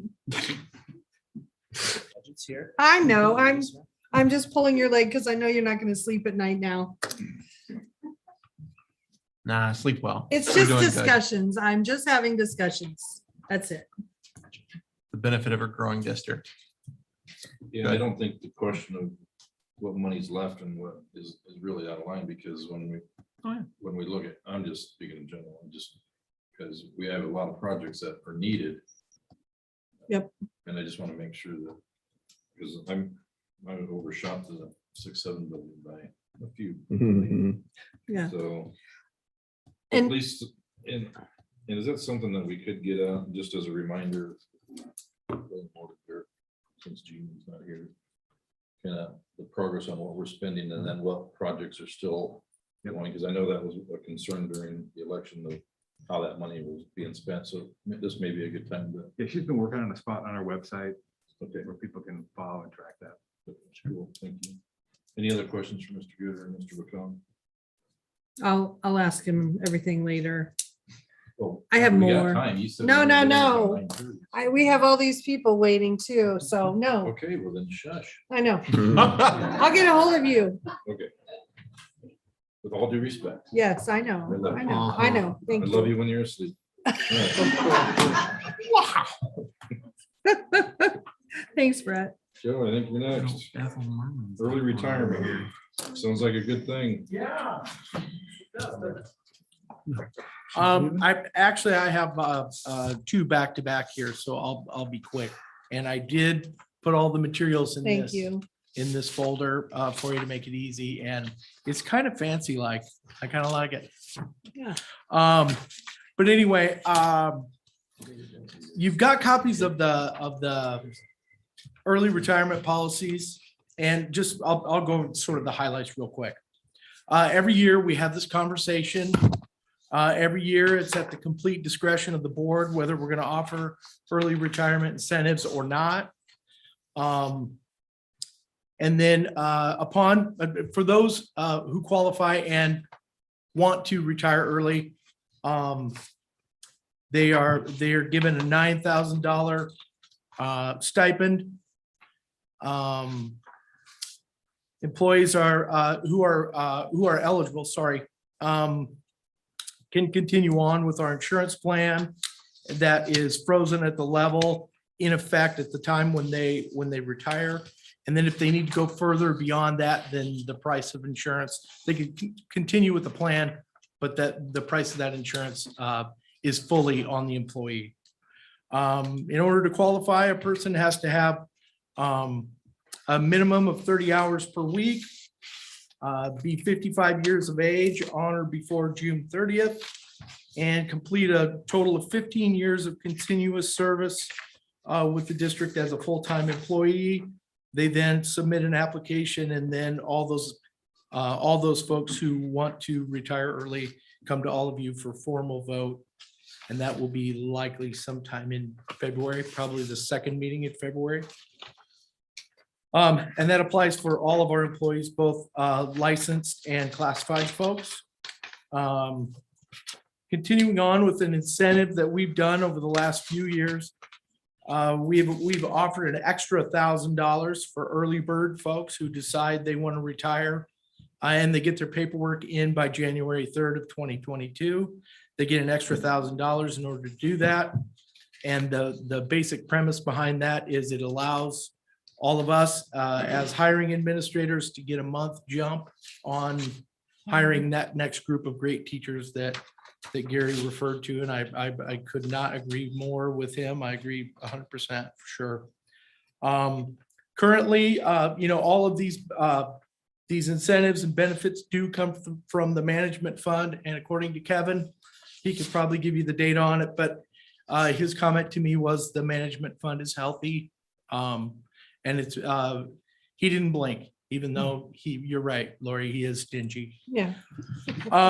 In terms of who can retire, is kind of the last page of the packet on the right. It's kind of the colorful one.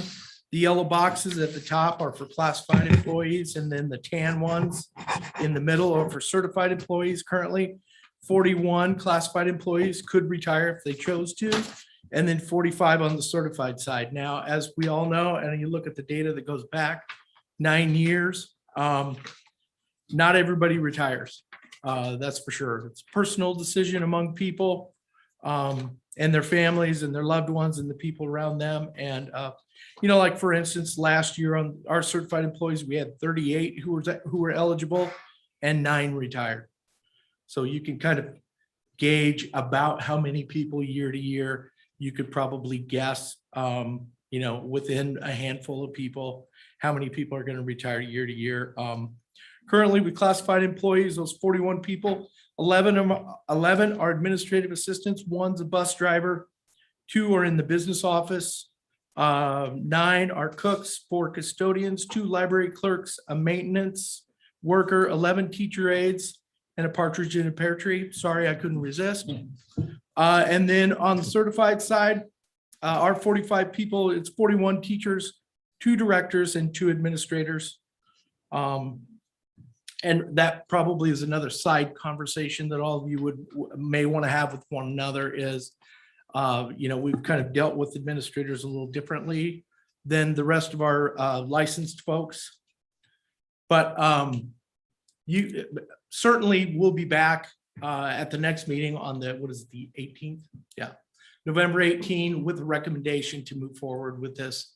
But obviously it's just a recommendation and the decision is yours.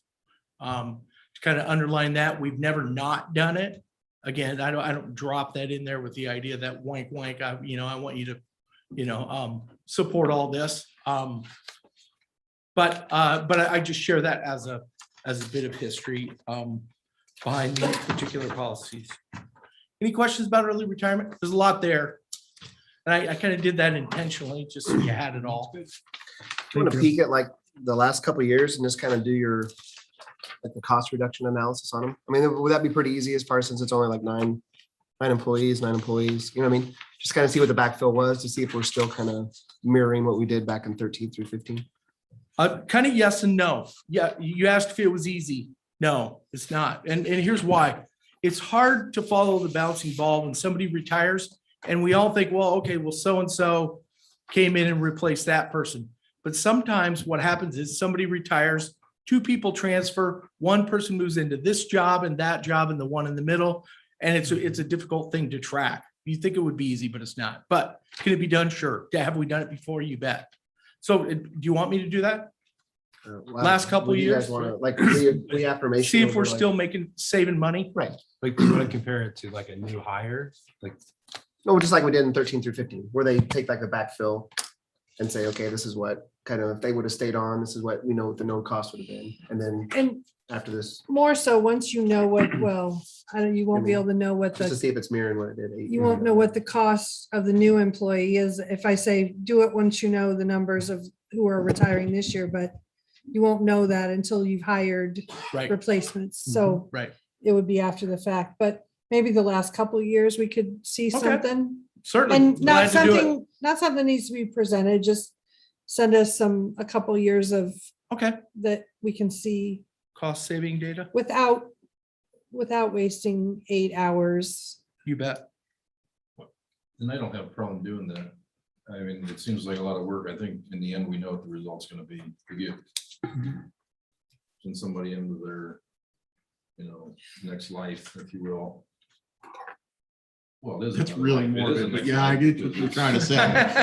I'm actually in the middle of it, so I'm trying to get my mind wrapped around it too, but it's like, when these folks decide to retire, they're moving on and they're walking away from something that they've done for 34 years or whatever. So I think just in general, it's something that we should just continue doing because that's a handshake and a plaque does not do it for me.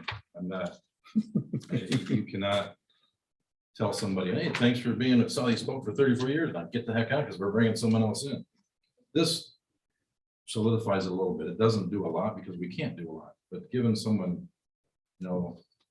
hey, thanks for the years of service. Here's 5 years of single health coverage. That's a lot. I mean, I know that's a lot, but it's something that we've been able to afford. Right. It's something that shows appreciation for the years of service. You have to have 15 years at a minimum, right, Joe? Yep. With Southeast Polk. And consecutive too, wasn't it what you said earlier? Yes. So it's not, And- yeah. And in some cases, you're gonna find out, because we're doing the same study, you're finding out that sometimes it doesn't save you any money. Yeah. But there is a cost savings. I mean, it's just all on how you look at it, so. And I I'm think not it's something that- suggesting it because it's gonna show us one thing or another. I just want for the board to be able to say, well, this year it saved us $50,000 or Yeah, I say that whatever, because I don't yeah. want it to come back and say, well, okay, we're losing $100. And then do, oh my gosh, we're not really saving like we did in Yeah. 13, 15. I don't want. But I think the board needs- Sometimes it will, Well, sometimes it won't. How many of, and I know you've got something, but I don't want to interrupt.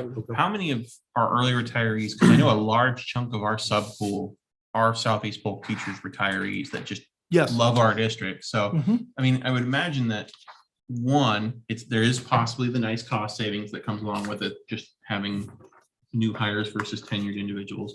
But two, it also helps with our sub pool thing as well. And it does help, like you said, Brett, recognize the service that they put in much better than a handshake and a plaque or a boot to the backside. So I think that there's lots of things that it does, even if not just on the money side, but on all different levels. We just have to be willing to look at all of it. So I'm sorry, Tom, you had something. Well, no, that's good. And that ties into what you were saying. And that kind of rolls us into like the next proposal too. That's what I was kind of like foreshadowing a little bit, because then we look at like shortages and all that kind of stuff. And then it's like, what do we do with sick days? There's been talk about what do we do with sick days when people retire? Right now, it's nothing. And so do we incentivize that as kind of like that thank you or that pay to where then we pay out sick days at half salary or third salary, or what I mean, it's kind of whatever that is, to see if that becomes kind of that thank you Well, I or that, think- hey, good job. And then that might help solve some of our cover Actually issues, asked staffing the issues. Doctor about that. So that's what kind of all I that. can't remember, not to put Mark on the spot right now, but there's something about paying the sick time out for the school district, right? Okay. Actually, a person's sick leave belongs to the district until there's a sick event. And then the district releases those days to an employee. So really, the employee is not the owner of those sick days until they're sick. That's as it was explained to us from our attorney. So we don't use that as a like a retirement incentive of any kind, mostly because it's really not the property of the employee yet. So that's why kind of we don't go down that road. That's just how. Mhm. It's a topic we've brought up before and retirees trying to donate it to a Yeah. nonprofit, et cetera, and they can't do it. And it's different too, because the taxpayers of the school district, actually, I say we, the school district, but the taxpayers of the district, that's their money. And for us to sort of gift it in that way, and it doesn't belong to the employee, there's a huge conflict there that would get us jammed up. Yeah, I mean, now we have that authorization. He's saying he doesn't, but we can, if you want to up that 9,000, you can, if you're, I mean, I get where you're going with it. You're trying to incentivize one not being sick, because if you use your sick time or don't use it, you don't get it. So there are people out there, unfortunately, that are sick all the time. So if you can incentivize it somehow. So tie this incentive to sick days left? Is that kind of what you're thinking? Well, I won't, I mean, I'll give you an example. I'm in the same boat right now.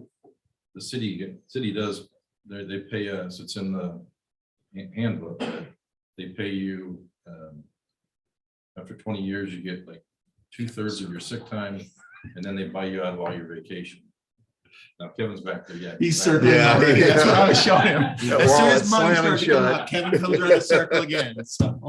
But the schools attorneys is advised not to do that with the sick time.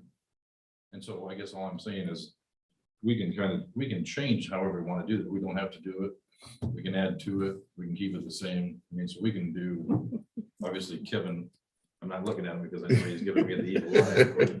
I can smell him. Feel it on your neck. But anyway, so yeah. I guess maybe that's the benefit of doing this analysis that you brought up, like to see what the savings are, because is 9,000 the right amount? Maybe it's not, maybe it's more, maybe it's less, I don't know. How did the 9,000 come to be plus 1,000? How did we get to that number? around a long time. Well, Say that again? for the incentive. How did we get to the Other 9,000 districts plus the 1,000 anyway? To 9,000 justify that for getting them to leave early? Yeah, the 9,000 stipend has been around since I've been into this job. It's similar to what other districts do. Is it? And the $1,000 incentive is one that we kind of instituted. And is it 3 or 4 still years what the ago. district or surrounding districts do? Pardon? Very similar. Okay, I'm dollar amount. Have we fallen behind or are we right there with the early retirement of other districts in the Most other area? districts don't do any early retirement. Is that right? And So tell we're their generous. people, thank you, and like Adam said, give them the Yeah. boot in the butt. Good luck with that. Why don't we talk about this for now? Don't worry about it. So it's hard to measure comparabilities when other school districts Let's just pick. haven't chosen to go the route we've gone. Okay. Kevin, go ahead. You're dying to talk. Just a couple of things. Mute. Just a couple of things based on the discussion that I've heard. You talked about kind of the cost savings when retiree leaves, a new person comes in. Depending on where that retiree sits on the pay scale, a retiree with single insurance might be less expensive than a new teacher coming in with family insurance. I mean, it could work out that way. But remember, all incentives are paid out of the management fund. Management fund is a tax levy derived rate, part of our composite tax rate, things that you've talked about kind of maintaining all along. So as Mr. Horton did mention, our management fund balance is Generous. it's good right now. But if you go back and look at the budget books, I did drop that levy quite significantly for this year because of other things we had to do within the composite tax rate. Next year will go up a little bit to kind of bring us back to where we need to be. So right now we have money to do what we have been doing. From an incentive standpoint, yeah, Okay. yes. Now, Now, if we wouldn't have got air conditioning. two different pots of money. Yeah, Now, I will tell you. I guess I will tell you though, You guys are just, the only school district that let's was talk about what. hand appealed from a sanitizer budget we should use. standpoint was appealed through the management fund. We got So the all these management people fund that- levy that we I have, don't the balance, know. we This have is to have a plan BS. for. And the plan is for things like, things we've added, People our just like break, hearing our themselves equipment talk. break fix insurance, our HVAC repair insurance, early retirement incentives. Not only do they get the stipend that we're talking about, the incentive we're talking about, we also pay for those people that are still have, those people that are under the age of 65, they get up to 5 years of insurance with us through that early retirement. So those costs are within the management fund. Okay. We've been able to manage that based on the number of retirees we've had. But let's say hypothetically, we have 40 retirees this Right. year. It's going to be a strain on the management fund. Okay. Understood. Go ahead and do my next two. That's cool, man. Rock on. Any others about early retirement? Nope. Okay. Let's kind of flip the switch here and talk about, we've got two different proposals here, or subposals, maybe that's the best way to put it. For substitutes for certified employees, that includes teachers, nurses, counselors. Can't believe you said that. Proposals, okay. What's that? The subposals, whatever that was. Yeah. Yeah, we're just supposing. Uh-huh. So proposal one really deals with the daily pay for each substitute that we hire. And currently, when you look at the comparabilities, we're number 7 out of 16, which doesn't bode too great.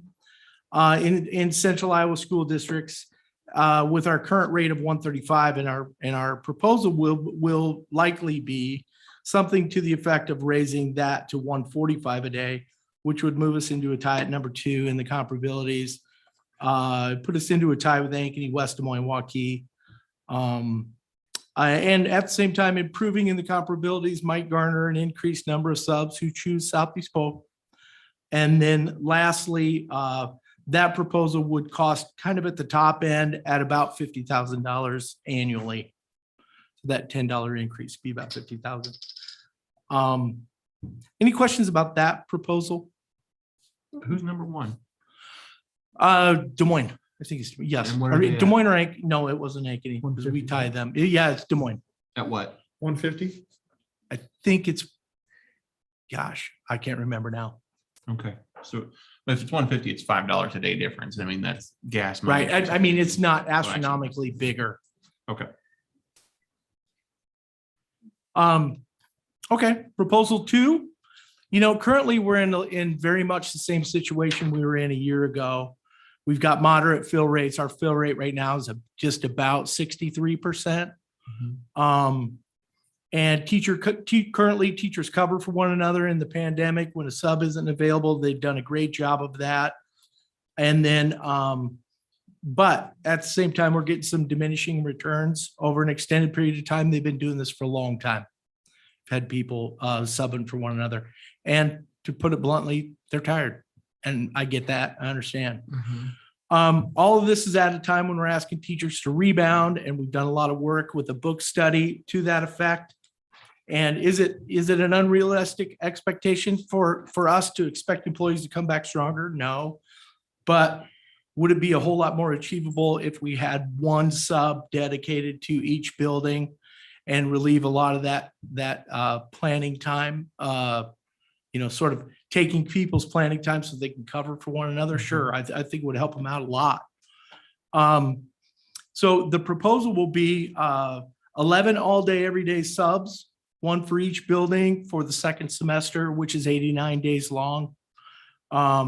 Currently, we've got a preliminary contract drawn up, 89 school days, and the dates are there in the sheet I gave you. It'd be $224 per day, which actually is number 2 in the local comparabilities. So if you're if you're a long-term sub, it's $224. So it's 5 on the 5th day in the same placement, and every day thereafter it's $224 per day.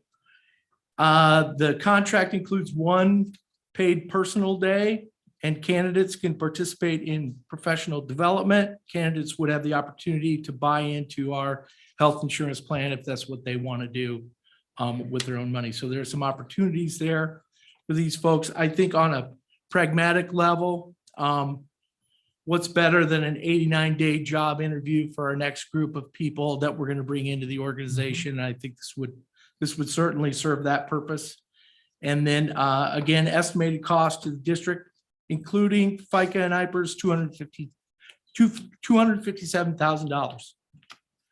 And then again, both these proposals in some form will be coming back at your next meeting. But prior to that, questions? Yeah, absolutely. So we did 10 permanent subs last year. Is that still in place? No, No, so that's. no, we did 11. So this would be just one more, and then we specifically assign them to buildings. We did the same amount. Yes, we did 11 last year Did we too. do 11 last year? 1 in each 10. school. Okay. How I know that that was a good program. It was successful. How many on average in terms of subs are we needing per day? I'm just guessing here. I would say probably, because I'm looking at a fill rate of 63%, maybe 7 or 8 on building? average a day Per building or total? total. Okay. So theoretically, if we have 11 on contract, we should never have, I know that's fairy Depends on tales what and rainbows. COVID does. Yeah. You know, But we shouldn't have issues with that. So we shouldn't need to worry Pardon? about, if we have 11 subs and we only have usually 11 absences in any given day, we should be fine in that arena, or? Not necessarily. Determine if People are not at more work than for a one school. lot of different reasons. Mhm. Illness, professional conference, sick children at home. Yeah. You know, we have in our leave pack, our leave package is pretty comprehensive, which is great when you're on one side of it, but then when you're on the other side where a colleague is gone or whatever, it puts pressure on the rest of the organization. Well, and I guess the reason I was trying to drill down to that and not to give Kevin a heart attack is I don't see why you couldn't do both, because by doing the second proposal, you'll alleviate the extent of the first proposal. He says he's gonna present both I know, proposals. but- Yeah, both of these proposals will come back Okay. on the 18th. Sorry, I wasn't clear on that maybe. Okay. But yeah, we would do both. So it's not 2 proposals. It's 1 proposal that has 2 segments. Could be, sure. It's We'll run with options. It's just options. Well, I guess I split them because what if you liked one and didn't like the other? Then you have to amend Sure. your big proposal. So I just did 2 different ones. Okay. Like we like A, don't like B, you know, whatever. I like them both. Any other questions for Mr. Horton? Cool. Thank you. Thank you. All right, 2022-23 academic calendar. All right, good evening, board, district administration, members of the community. Nathan Bala, principal of Spring Creek, also now serving as the chairperson for the district calendar committee. Honored to do so. Just wanted to update you on a couple things. The district calendar committee, I want to thank them first. They've been working very hard, providing me a lot of feedback and input. We have met twice since the beginning of October to start to map out the calendar for next year. So I just tonight wanted to give you kind of an overview of conversations that have been taking place. And then I believe at the next meeting, we'll have a calendar put forth in front of you to hopefully approve or make any changes that we need to do. So work collaboratively with the committee, good representation on there, elementary, secondary, both administrators as well, and teachers from across the district. A lot of longtime members on the calendar committee, so I've been able to learn a lot from them about this process.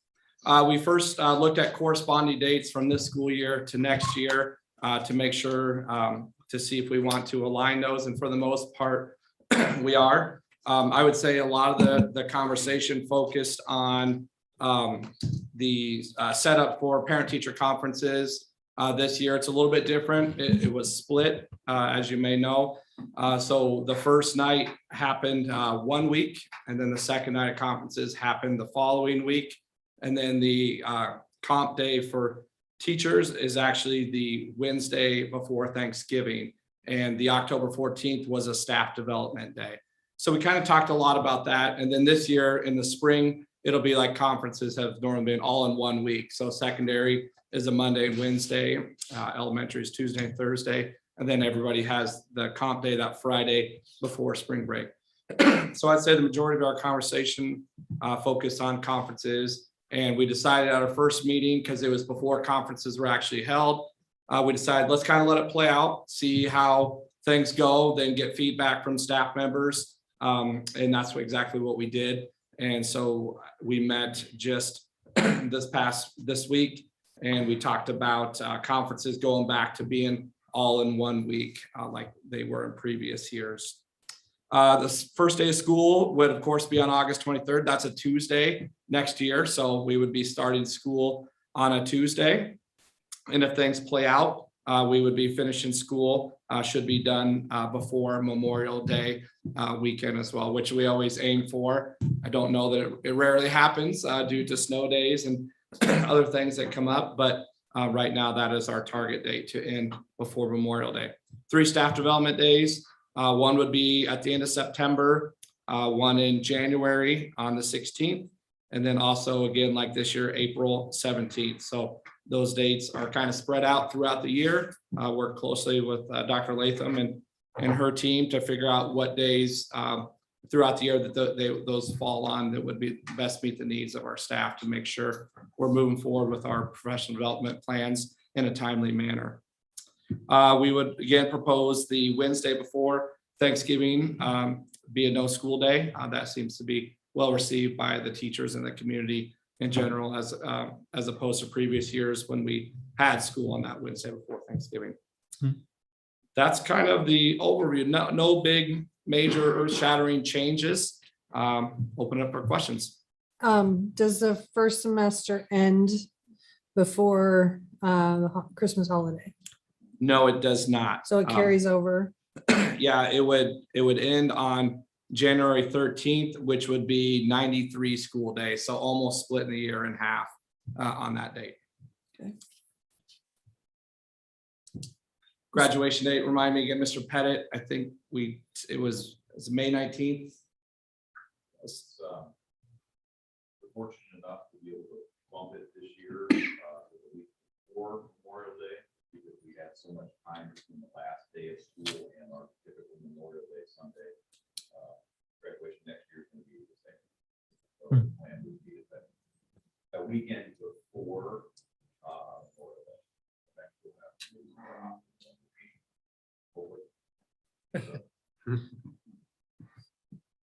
So I see we only have the 1,080 hours on there. Are we following the 180 days? Or are we following, because I know we've talked about that with union contracts. Yeah.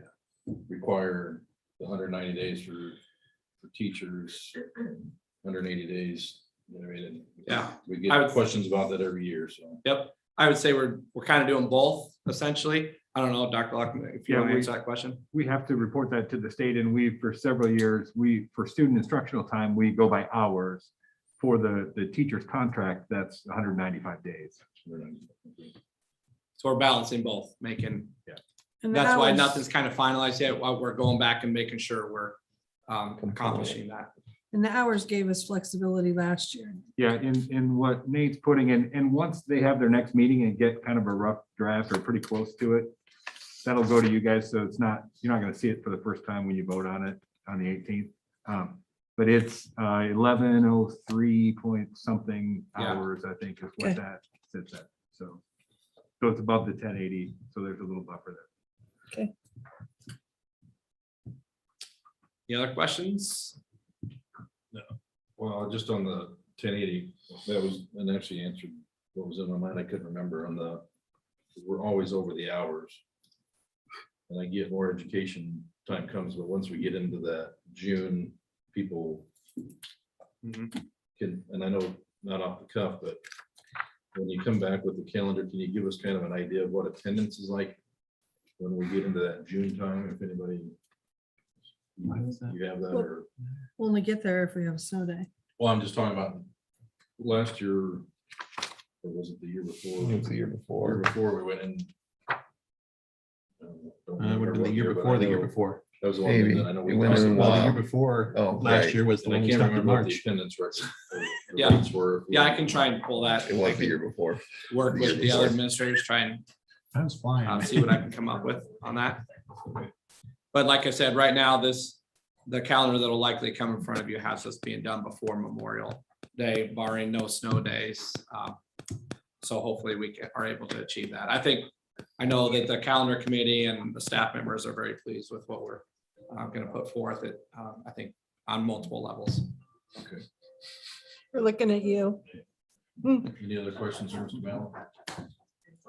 All right, let me know if you have any questions. Thank you. Thank you. Thank you.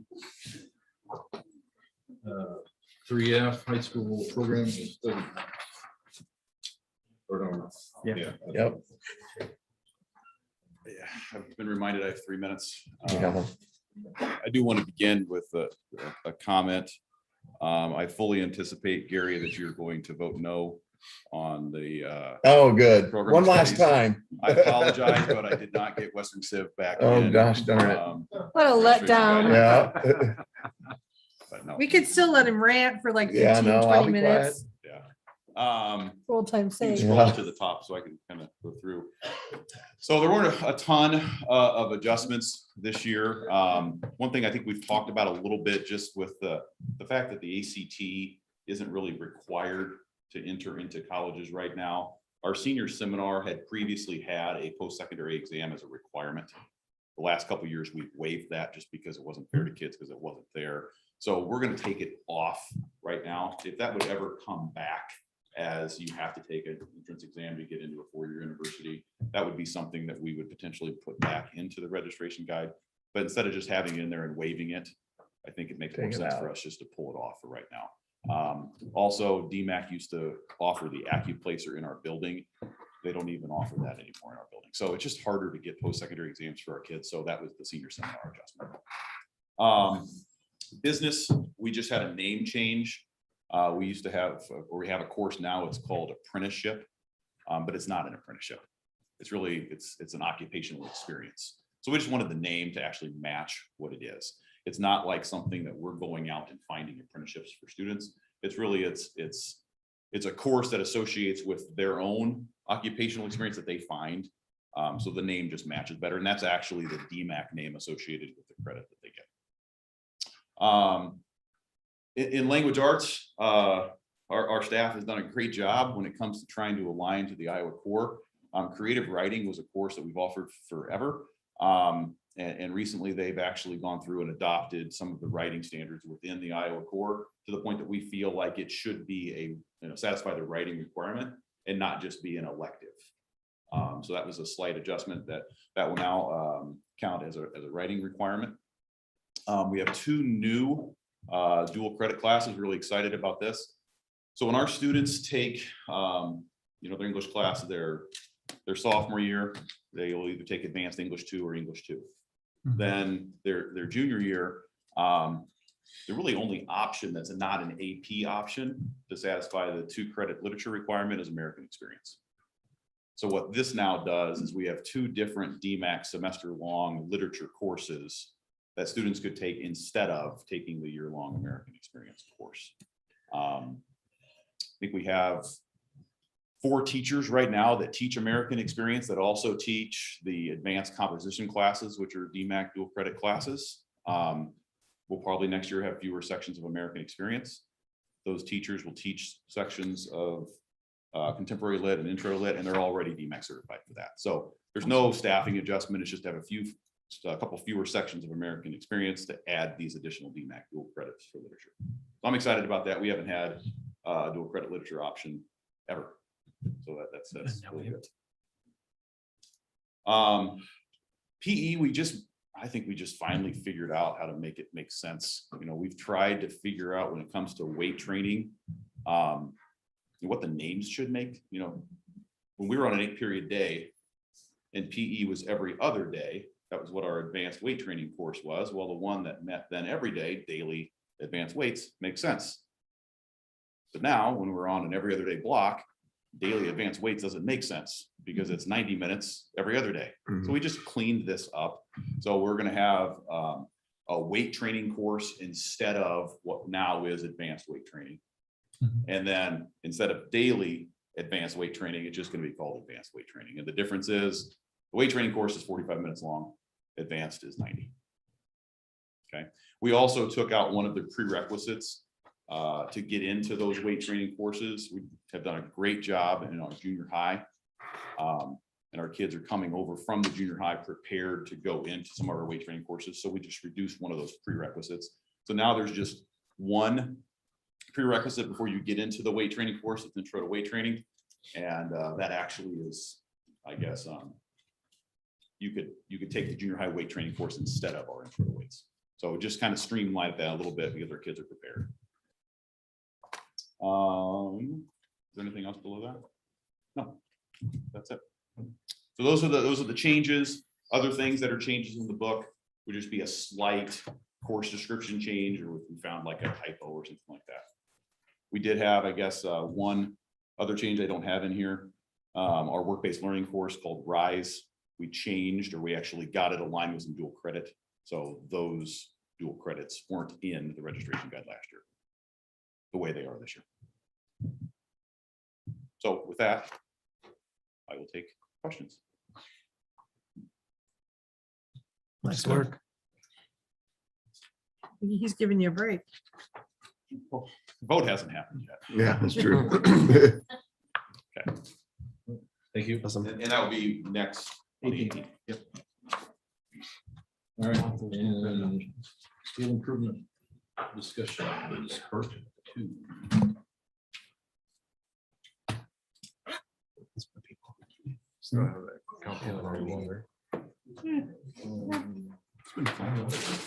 Good evening, board.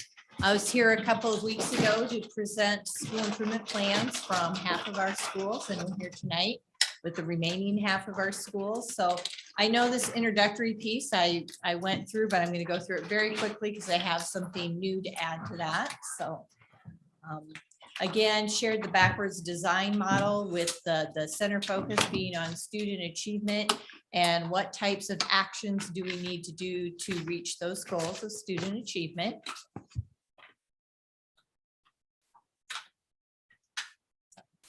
And then again, these are our district goals, and we went over those last time. We have the state goals around early literacy and math. We have college and career readiness goals, culture and climate goals, and then our healthy indicator goals. This is what's a little bit different. We did have a chance to meet with the district advisory committee, and we reviewed the district goals that we just saw on the page before. And this was some of the feedback that was provided by the district advisory committee. They reminded us to keep strong core instruction at the forefront. And so that fits really well with our acceleration model for learning recovery.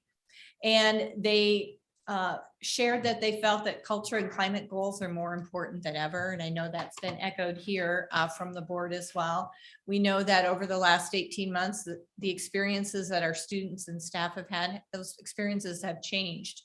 And we want to look at a plan that shows how we can support students and staff with mental health challenges. And it's important to support the entire Southeast Polk organization. So that was some very valuable feedback from the committee. As we look at the ISAF data, we don't have real specific targets for growth. And as I shared last time, we've only given it twice. We gave it in 2019 for the first time and then skipped because of COVID. So we really are regarding this data as baseline data. So as we get more data points and more growth points, we'll be able to get some more specific targets. And that was something that the committee suggested as well. And then the last one ties into what Mr. Pettit just talked about. Sorry. Wrong cue. That thinking about diversifying the indicators for college and career readiness, we've really looked heavily at that ACT data point. But as colleges look at that data point differently, we may need to look at it as well. Again, we want students to take that test and really be prepared for that test. But we may want to look at some indicators in regards to how many had internships prior to going into the workforce, how many had opportunities to experience some of the trades and experience some of the college that they might be attending, the dual credit courses that they might take. So we may meet as a team to look at some additional indicators for college and career readiness in the future. So we appreciated that feedback from the district advisory committee. So as we shared, we have SMART goals that we write. We have 2 big goal areas, those related to academics and then those related to climate and culture. We write SMART goals, which we reviewed, and then we identify actions to meet these goals for teachers, for teams, for leaders. We identify what resources are needed to support those actions, and then what type of professional learning will we need to engage in to feel confident to meet those actions as well. So last time we heard from Centennial, Mitchellville, Reynolds, Junior High and High School. And I can tell all of you here that it went very well as our board members received positive behavior notes. So we knew that everything went very well. Tonight, we will hear from the remainder of schools. We'll hear from Altoona, Clay, Delaware, Fort Bayou, Willowbrook, and Spring Creek. There's something that is the same for many of those schools, and that we have new leadership roles in many of the buildings that we'll be hearing from tonight. So it'd be great to have a chance to hear from our new leaders and that new perspective as we go through. So again, we're going to hear a brief summary from each building. Define brief as we go through, and then we'll have a panel discussion. We know that you'll have questions as we go through, and we appreciate those questions. But if you want to hold those questions till the end, and then we'll have a panel discussion with all the folks that are here. So the summaries are up there, and we will call each principal or each team to come up. Is that where the microphone is? Oh, and so there'll be a microphone. So we'll start with Altoona. Alphabetical order. Here we go. Altoona Elementary, and we'll have Mr. Miller come up and share the summary of their school improvement plan.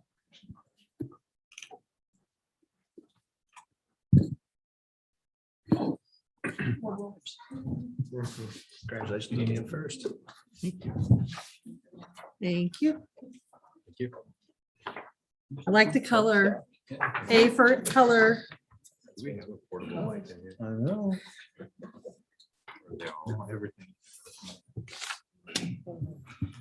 Good evening, everybody. It's great to be in front of you and not Nate Balla's sidekick tonight, as I was last time I was here. Have my own stage. It is a pleasure to speak with you tonight about the great work that's going on at Altoona Elementary. I learned a long time ago in my work that we need to honor the past. So yes, I'm a new face, a new glare with the lights coming in with my Gary, we share something in common.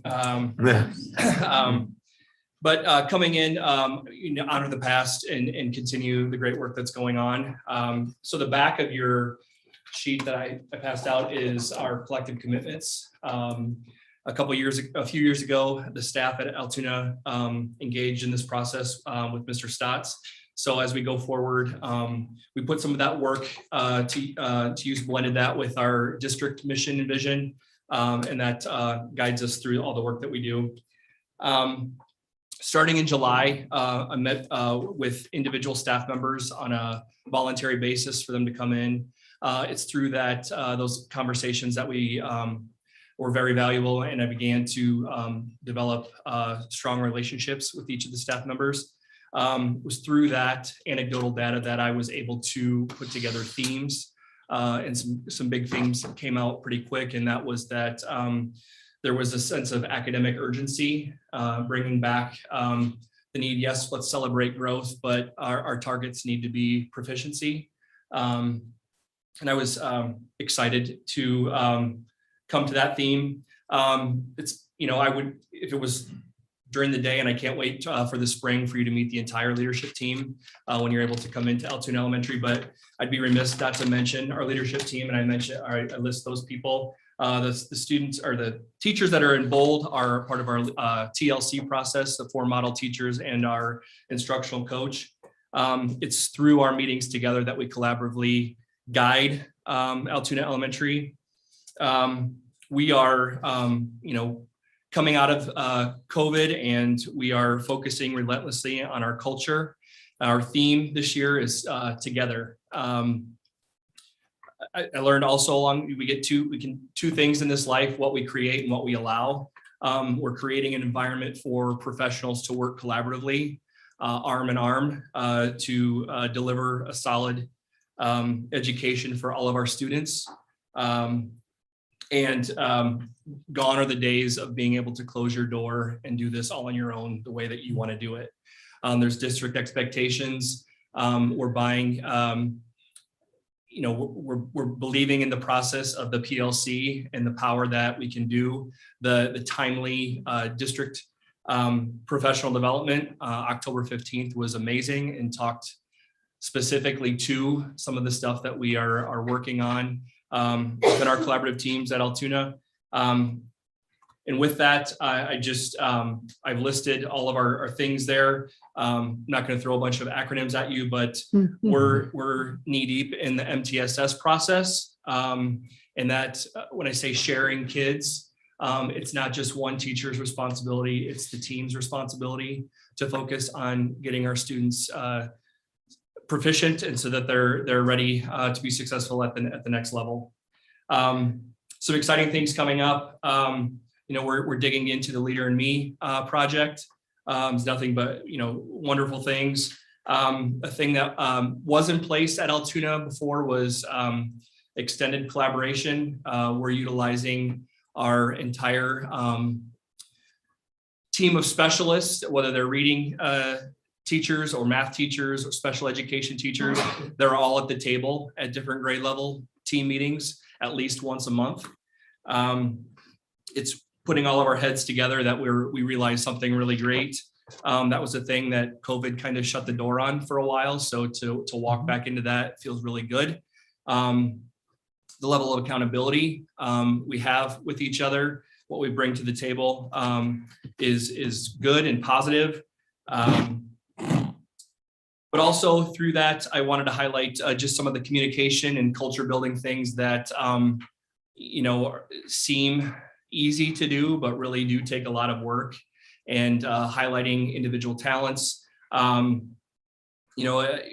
Everybody knows their expectations. Everybody knows where I am and the expectations for the week ahead, and with the different meetings that we have collaboratively, but also celebrating the staff that's been there quite a while. I didn't bring the numbers tonight, but the average tenure at Altoona Elementary is really, really high for an elementary. Some of the ones I've worked in the past. So that's a great thing. So we're, lassoing all that talent and really trying to realize something really great. And for the first time in a long time, our master schedule at Altoona Elementary has specific win times, the times where we provide intervention and small group time, where each individual grade level, it's not survival of the fittest, but it's everybody has access to those specialists during a specified time throughout the day. I could talk with you all night long, but in sake of the time, I'm so excited, and I'm really proud of the work that we've started at Altoona Elementary, and I'm really excited to showcase that to you all in the spring. Thank you. Thank you. Thank you. Thank you.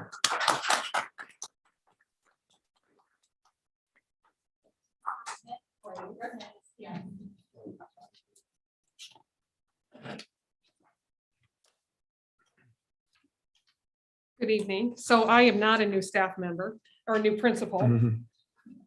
I've been one of the ones that have been here for a long time, but Gary, I really Remember those enjoyed your- coffee cups? Yes, Those are yes, cool. I do. And I really enjoyed your remarks. I'm sorry, I have a really bad cold. That's why I've been wearing this. But you took me down memory lane. Yeah. So that was great. So thank you for that. Our instructional coach wanted to be here tonight, Annie Pavlaki, but she is a new mom. So she's home with her newborn tonight.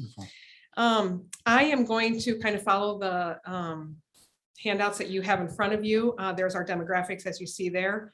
And then our celebrations and our reflections. One of the things we're most proud about at Clay Elementary School is our climate and our culture. And we showcase that with our positive certificates that we give out to kids. And I did bring a prop along, Exhibit A. If I could get a couple volunteers to showcase that for me, that would be great. But we have given out over 450 positive certificates to both students and staff just this year. And so we have a picture. Oh my. I think you're gonna need more volunteers. Yep. Yeah. I'll go wherever you want. We have a picture of every positive certificate on this paper. They're gonna need it up a little higher. And it's one thing to see a number, but it's another thing to actually see the faces and the smiling faces. And so we have 450 kids and staff members on this paper. So we're very excited about that. Want to switch me so they can see it? Thank you so much. Oh, You're doing yeah. such good work. I think I've seen every one of them posted. Yeah, right. Oh, my gosh. Very cool. And that's what's great about them is that we do post them on social media. Yes. Yeah, neat. Okay, awesome. Thank you. You're welcome. It's really cool. Did you make that for us? Is that in the school too? Is that- you- Well, we're gonna put that in our school unless you guys want to keep it in the boardroom. But you know, it's so great when you honor students and you celebrate students and we say their name on the loudspeaker and then we go to their classroom and we celebrate them in front of their classmates. And there's nothing better than seeing kids clap for others and hear them say, good job, Henry, good job, Violet. And they're so proud of each other. So that's really been something that's really helped our climate and our culture at Clay. In addition to our celebrations, there's things listed there. We also give away a lot of our Rams tickets in which students can purchase things, but more importantly, they can purchase experiences. So we have a principal taxi, we have kitchen helpers, crafting with a counselor, art helper, things like that that help get kids involved throughout the school building. In addition to our climate and culture, we celebrate our assessment data, which I have listed there. And then we also celebrate the teacher leadership that we have in our building. All of our teachers are on a leadership team at Clay, which really gives them an opportunity to take ownership of the things that we do in our building. The 4 big ideas that we follow, the PLC, professional learning communities, the MTSS process, the Rams way, and the PD. And you know, everybody has a right to lead and everybody needs that experience. So they have taken that on and it's been really good. Another thing that we monthly, we meet with our associates in our building to have discussions and have some learning opportunities. So that's been a really good addition that we've added. Each grade level this year is deciding on which PD that they want to have for their grade level. So it's become very individualized and that has given everyone ownership as well. I then go into our goals for the year. So we have climate and culture goal and then reading and math goals. And every grade level wrote their goals around the academic areas. I'm not going to go through each of those. And then, you know, it's one thing to write goals, but then it's another thing to write your action steps and to follow through on your action steps. So, you know, our actions are always changing, but these are the things that we've come up with. For our climate and culture, of course, we are beginning the implementing Leader in Me, which we're excited about. We just had our first Lighthouse meeting today. We are identifying students every month as VIPs in our building. So they get to wear a lanyard, they get special treatment on that day. And it's just another way to honor kids. In addition, we've started Clay clubs back up in our building. We have K2 and 3-5. And the purpose of that is to have positive relationships with students throughout the building in different grade levels and in which you have the same interests. So 3 through 5, you might choose a fishing club that we have sign language, we have newspaper, theater, community service. K2, we have the book cook and Legos, yoga, science experiments. And we had our first one in October and that is a lot of fun, not only for our kids, but also our staff have a lot of fun with that. And it's meeting kids throughout the building at different grade levels. Our PE teacher started a Clay Cup, which is a very competitive game between our teachers and our building. That happens once a month. So just little things like that are really helpful for our culture.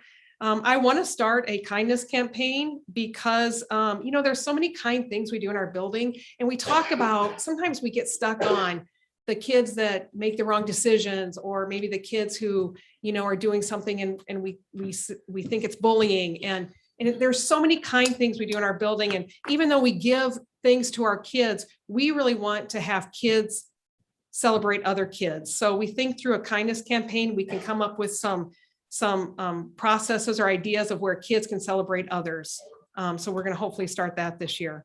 And then we could always use an extra adult in our building. I know Dr. Holupnik and I have talked about that and he's talked with you guys about that, but it'd be nice to have a Sam in our building, just that to help foster deeper relationships with our students and our staff and our parents.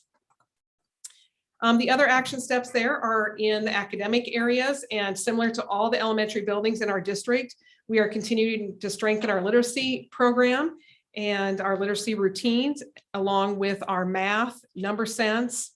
And in both of those areas, we are looking at the MTSS process, which we are lucky that we've already identified our essential standards. And then from our PD in October, we're looking at our promise standards, which is a few standards in each of the academic areas for each grade level that we promise that our kids will know by the end of the year.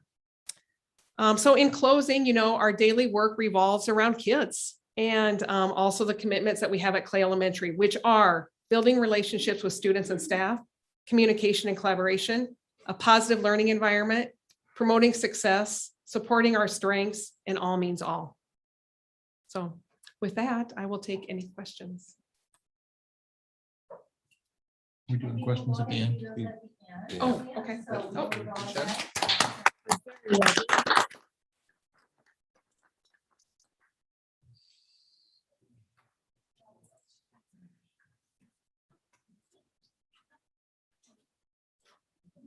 Thank you. More color, I love color.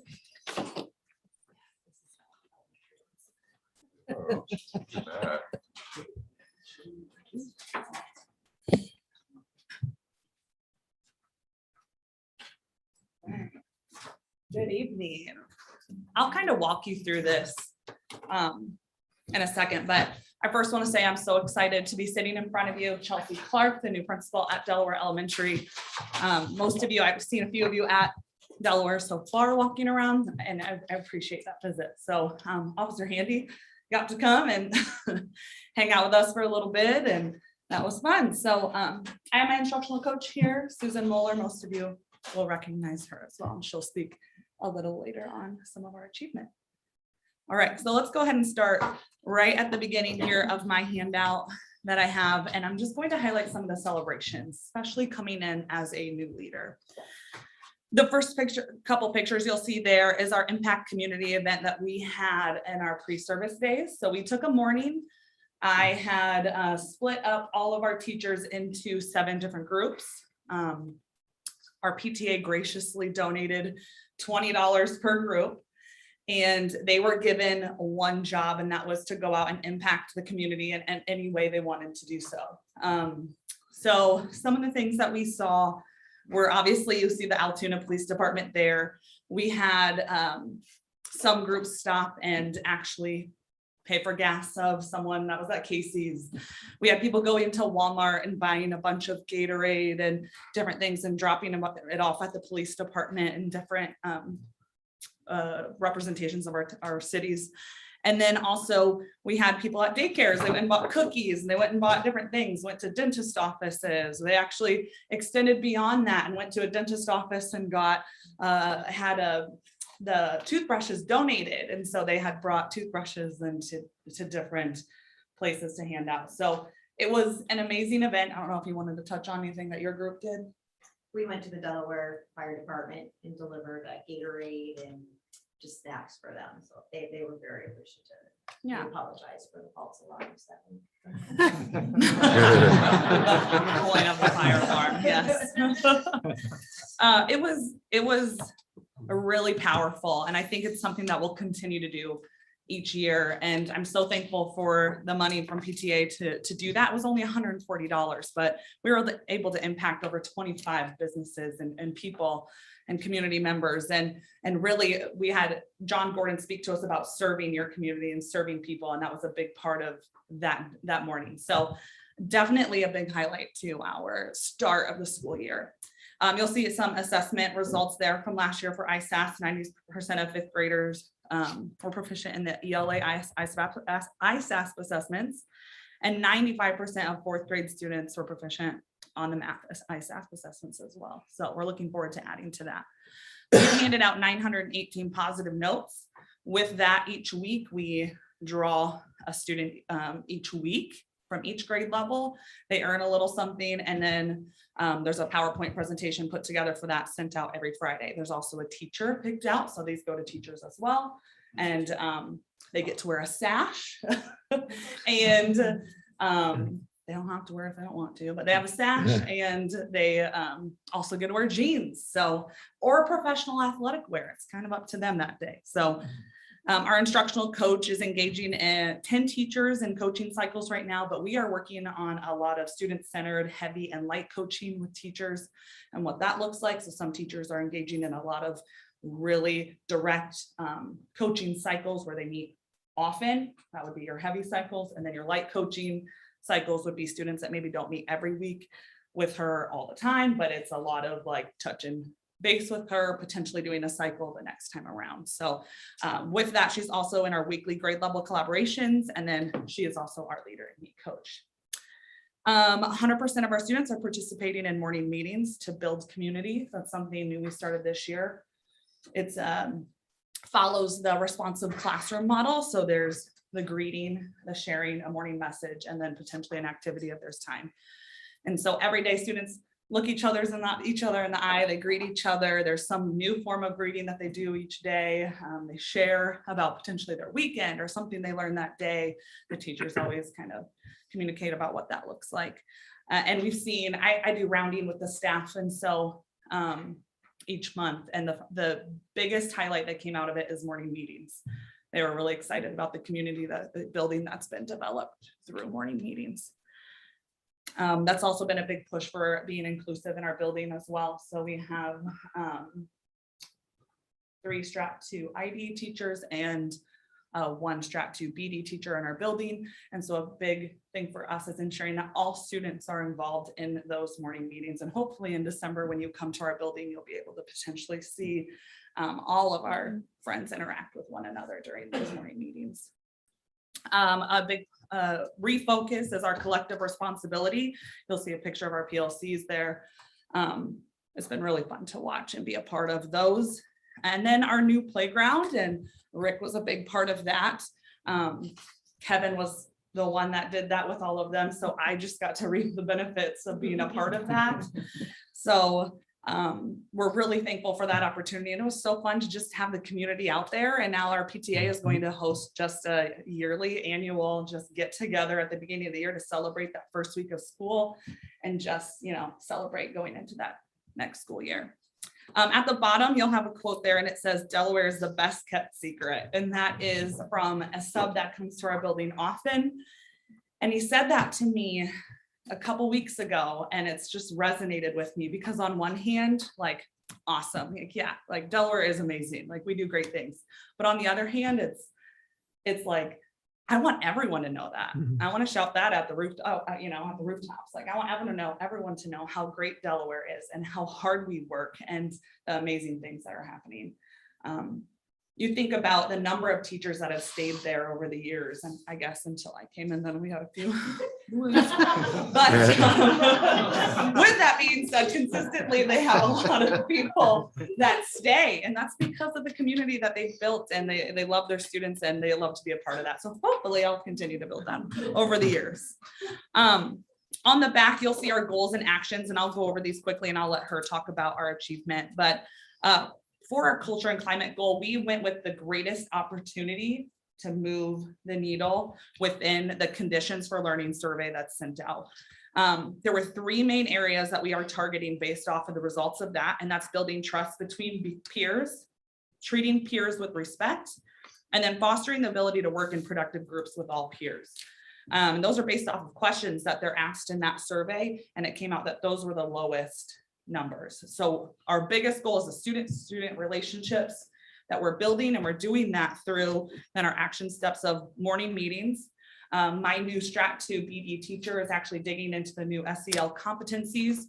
So she has derived her the different SEL targets and success criteria for each grade level, and then that will be sent out to, it's actually already been sent out to teachers that they can use in their classrooms as well. But on top of that, in morning meetings, she's working on morning meeting activities that they can just click into in a calendar, and it actually has activities and greetings and things to share about that are automatically aligned to the SEL, social emotional learning competencies that the state of Iowa has pushed out.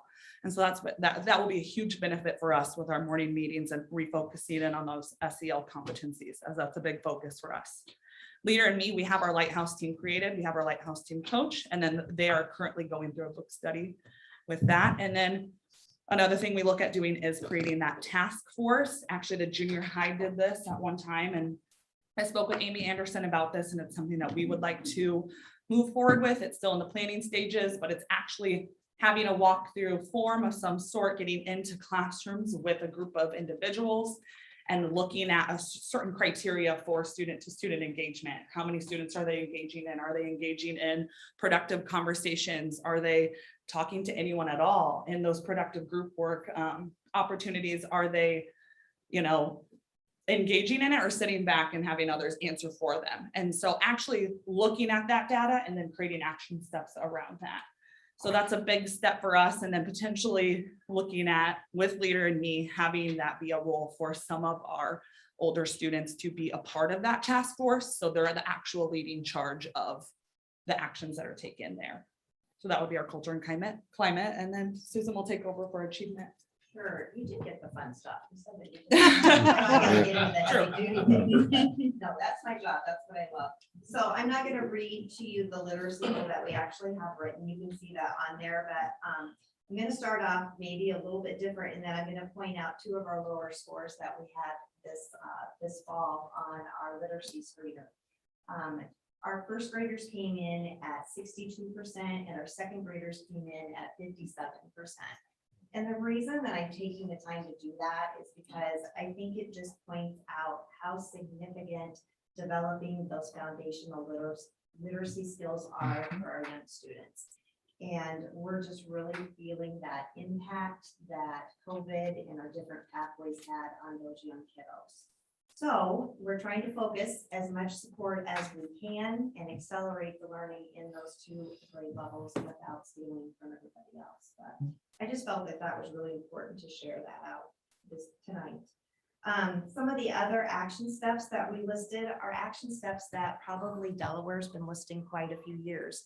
And I think that's a good thing because we're starting to find things that are helping our students be successful. And we want to keep with those things, but we also want to continue to improve those. So you'll see MTSS. I preach that every single year that I've come here. It's something that we believe in strongly at Delaware. We've built that into our schedule for probably 5 years now. We're still improving on that. Our professional learning was phenomenal. In October, we got to have the PLC Institute basically come to us. And we've had some teachers that haven't had that opportunity in the summer to be able to go to that. So we've really had some rich discussions because of that. And we've got a team that is really moving in a little bit different direction. And they are so excited. They're clapping for their students when they reach that level 3. And so we're excited to see the success that they're having and maybe bring that to others in the building. I also want to highlight what Chelsea talked about was collective responsibility. At Delaware, we've always considered the students to be all of ours. That's really important to us.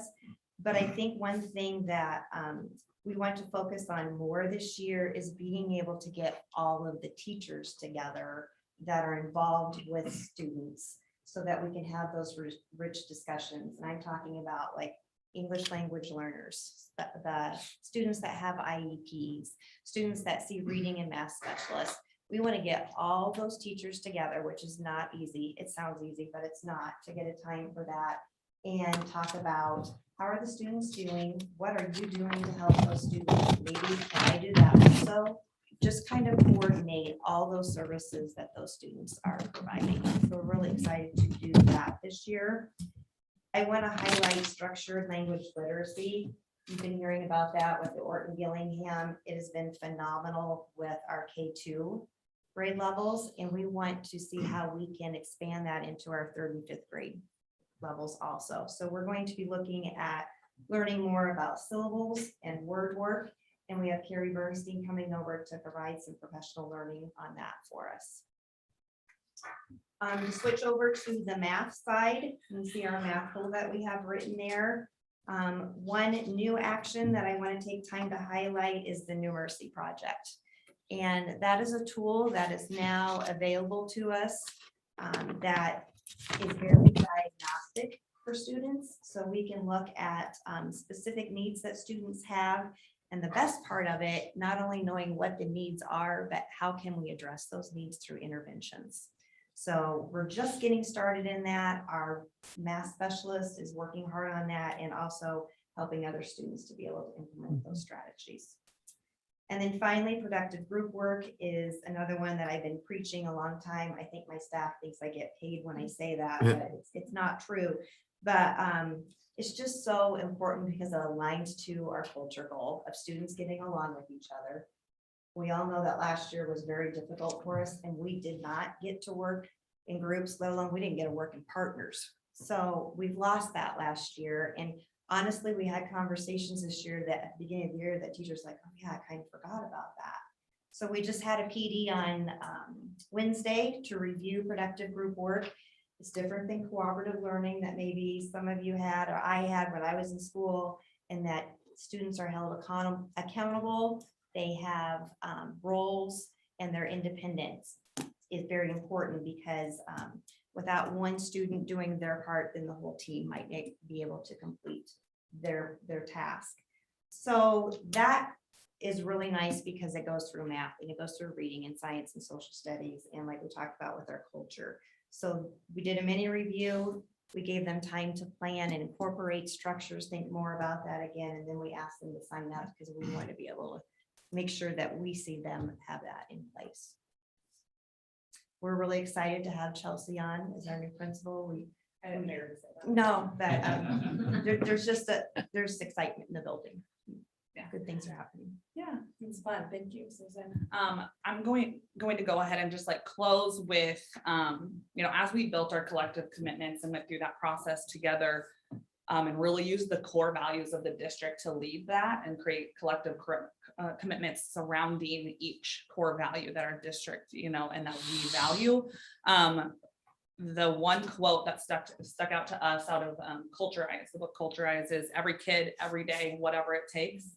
And so we stand firm in that belief. And, the toughest of days, we try and tell each other those collective commitments. Like we try and tell each other, like every kid, every day, whatever it takes. And so we have some great things going and we can't wait for you to come out in December and see that. Thank you. Thank you. I got an email and a text today demanding that I come to Delaware today to see your amazing staff, just FYI. Thank Yeah. you.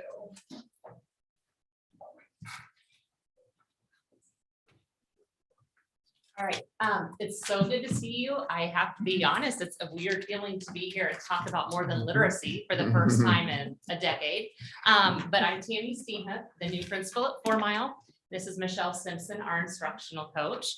And I'll start off just real quickly by saying I love being a principal. I didn't know how I would feel with leaving a job that I loved before and working on a team that was we felt like we had a big influence in the district, and we always had so much teamwork and so much professional learning, but we have that experience too as principals. And you probably are noticing as the different principals and coaches are sharing, there are people nodding behind them. And one of the coolest things about being a part of the principal team here is having a cabinet and a leadership team that support us, but the principals all work together too.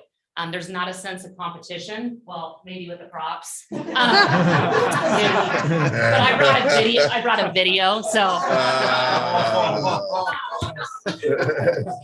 But I used to work for Leah, so I learned from the best. So, but the principal, we text each other, we call each other. The new principals aren't afraid to ask for help. And so thanks to you and thanks to everyone here for supporting us. So I'm going to start off a little bit talking about demographics at 4 Mile. In a nutshell, there's a lot of numbers on that page that was given to you. Probably the biggest thing for us this year was that we've had over 40 new students 1st through 5th grade. So that's a big adjustment for 4 Mile. That's more growth as far as new students in the fall than we've had in a while. Most of those kiddos have come from Des Moines. And as we all know, Des Moines last year with COVID, their structure of learning was just different. So we have a lot of students right now who they're still adjusting to every day, all day school. And they are doing a great job. And our staff they are relentless in helping them. It doesn't really matter when you look at these demographics. We don't really break that down as a staff because we just say they're all our kids. Like what they need is what we're going to give them, no matter whatever it takes. The coolest thing about 4 Mile is we have teachers like fighting over kids. So sometimes you hear in different programs like, oh, well, this student's struggling, so that's a special ed teacher's problem, or this kid needs enrichment, that's the tag teacher's problem. There's never a problem with that. Everybody like is fighting for time. Well, I want her longer because I want to do this. Well, you can't have her because I need her then. And it's a good problem to have. But I do feel like a referee sometimes. But our demographics are changing at 4 Mile and we're embracing that diversity. We've done some really cool things this year to celebrate that. And that being said, it is National Coach Appreciation Day. And so Michelle gets to do the celebration announcements. We're gonna let her do the fun stuff because she should be appreciated, all right? So we're getting ready for this. And she says, do you want to do the celebrations? I'm like, well, yeah, that's the easy part. So we started off right away at the summer meeting and she offered up meetings with the staff, optional meetings with the classified and certified staff. And over 80% of them met with her and she used those conversations as guideposts for this year. We've expanded our building leadership team to not only include representatives from classroom teachers, but also special education teachers, a reading specialist, and one of our specials teachers. We are building leader capacity with our classified staff and including them on committees such as interviews, the leadership, the Lighthouse team, the diversity and Veterans Day. One thing that I would like to say, like what we've really done this year is been valuing our staff as a whole, not just classroom teachers or certified, but classified and certified together, really coming together and really feeling like a family. I feel like we've always done that, but this year more than ever, I feel like having the associates, the cooks, the bus drivers, everybody feeling like they make a difference to our students as much as the classroom teachers do. We also kicked off a mentoring program this year for our special education associates. We started off the year rebuilding culture and providing social emotional learning support for students and staff with the book study that Tammy will tell you about in just a little bit. 4 Mile staff has already written over 150 positive office referrals for their students. And this is a fun one. The Moaning Steam and Video Production Room is almost ready for its official ribbon cutting ceremony. 94% of our families attended conferences. And we are increasing our social media presence to show how our students and staff shine every day. You can follow our Facebook page by searching SCP 4 Mile Elementary if you haven't already. And one of my favorite celebrations is that after serving as an online remote learning teacher last year, not sure how stuff is going to come back. I did right now, currently, I have 9 teachers voluntarily in coaching cycles. And some of those are on number sense routines, reading fluency, and word work. So it just picked right back up as if we were never gone. I think the other coaches can, they're nodding their heads too, like they missed us. I think they were like, they want us back. So we're glad to be back too, so. Thanks, Michelle. So some of the goals this year, based on data, but also based on the conversations with staff this summer, one of them was to focus relentlessly on culture. Where did you get that from? Huh?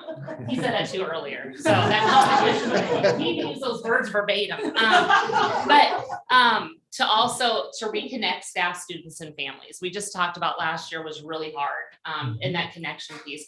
So we had a lot of focus, relentless on culture, reconnect staff, rebound. We decided this year was not a year for new. It just wasn't. It was a year to go back. 4 Mile has always done very well with academic achievement. Last couple of years, the data's changed a little bit, but we've had a lot of challenges too. So we've been doing a lot of searching and revisiting what was working really well. Let's make sure we bring that back. And then what adjustments do we need to make to support kids? And that's really been our focus this year. We've been working on building mutual accountability for all staff. I think 4 Miles always had a rich tradition of that. But last year we kind of all taught in silos and we focused on our individual rosters. And this year we're back to doors being open and helping each other out. We do have our 3 goals, just like the other buildings. We have our culture and climate goal, literacy and math. Culture and climate, we are monitoring our percentage of students who have referrals to the office. We obviously monitor our positive office referrals, but there's another type of referral too. And we're trying to keep all of the kids 0 to 2 referrals, hopefully 0, for the school year. As far as actions go to support the goals, and I'm going to do the Just Look Up book study at the end to show you a short video. We're really going back and making our PBIS strong again. We are getting into some class-wide celebrations. Our tier 1 and our tier 2 teams meet once a month. We have SAGE groups, which are social academic intervention groups that our counselor helps students that have life needs and supports that are needed.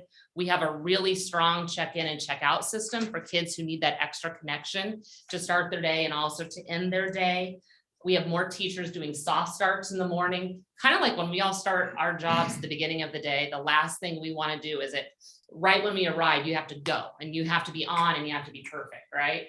And so with kids, we used to just start, right? The bell rang and instructions started.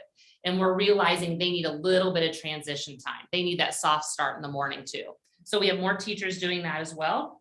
The leader and me, we're also working on that. We have a team, Michelle's leading that, and we're doing a book study and we're gonna roll with more next semester. We've added a special ed collaborative team that meets weekly. We've gone back to our MTSS win time where we have grade level supports for all students. And then all of our PD focus on Wednesdays aligns to our goals for the year. So we're trying to keep everything real streamlined. If we say this is a priority, this is what our collaboration is going to be about. This is what our PD is going to be about. We're just trying to keep everything narrow. One of the things that we're real proud of is we have started some all staff meetings. There are 6 of them this year. When we meet, every staff member is invited, classified or certified. Part of it is focused on professional learning and part of it's a book study that everybody, bus drivers, teachers, everybody is reading together and we meet on these Wednesdays. The book is called Just Look Up. It's about factors to think about to connect with others, and it's by Joe Beckman. So Joe has really connected with our staff. He sends us videos. He sends me texts. So we want to show you a quick video from him. We feel like his message is something for all schools to hear. Now, he does mention my name in the video, and that is not why I'm using this video today. I'm not, it's not Chelsea, I promise. But I think his message about what schools are doing right now is really powerful. And I thought that was a good way to end our short presentation. Hi there. If you are watching this video, there's a very good chance that you are a leader, an educator, an administrator, a leader in some way, shape, or form at 4 Mile Elementary. My name is Joe. I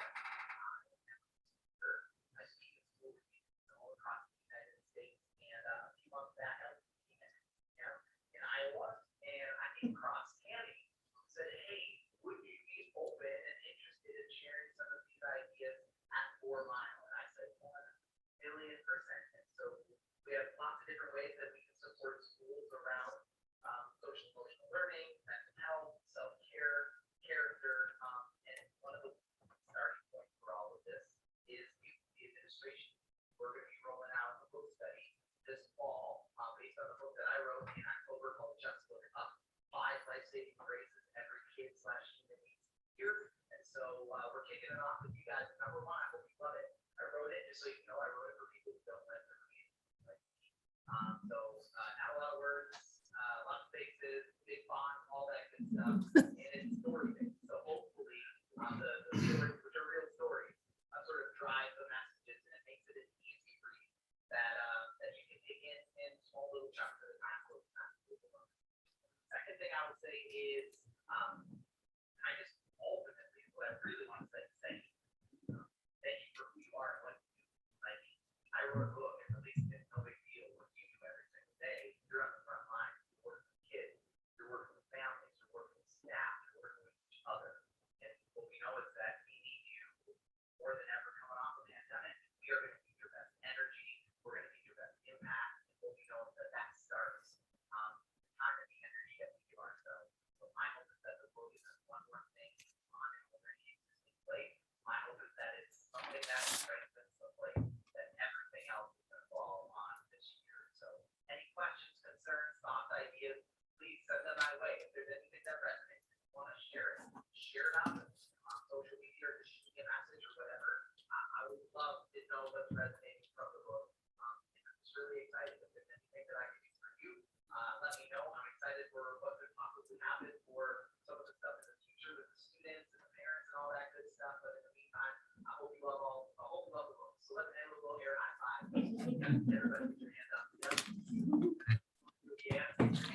I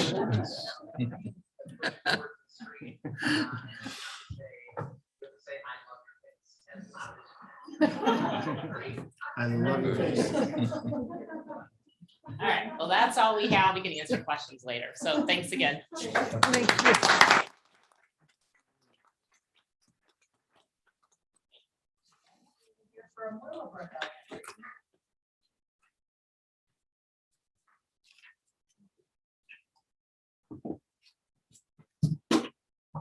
Good evening. My name is George Panache. I'm the new principal at Willowbrook Elementary. I'll apologize right away. I didn't bring a video.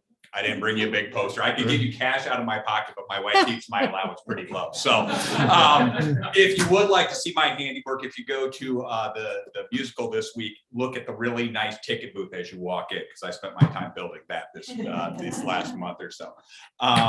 As it is Coaches Week, my gift to my coaches, I promised her I wouldn't force her to talk. However, if you ask her questions later, that's not on me. So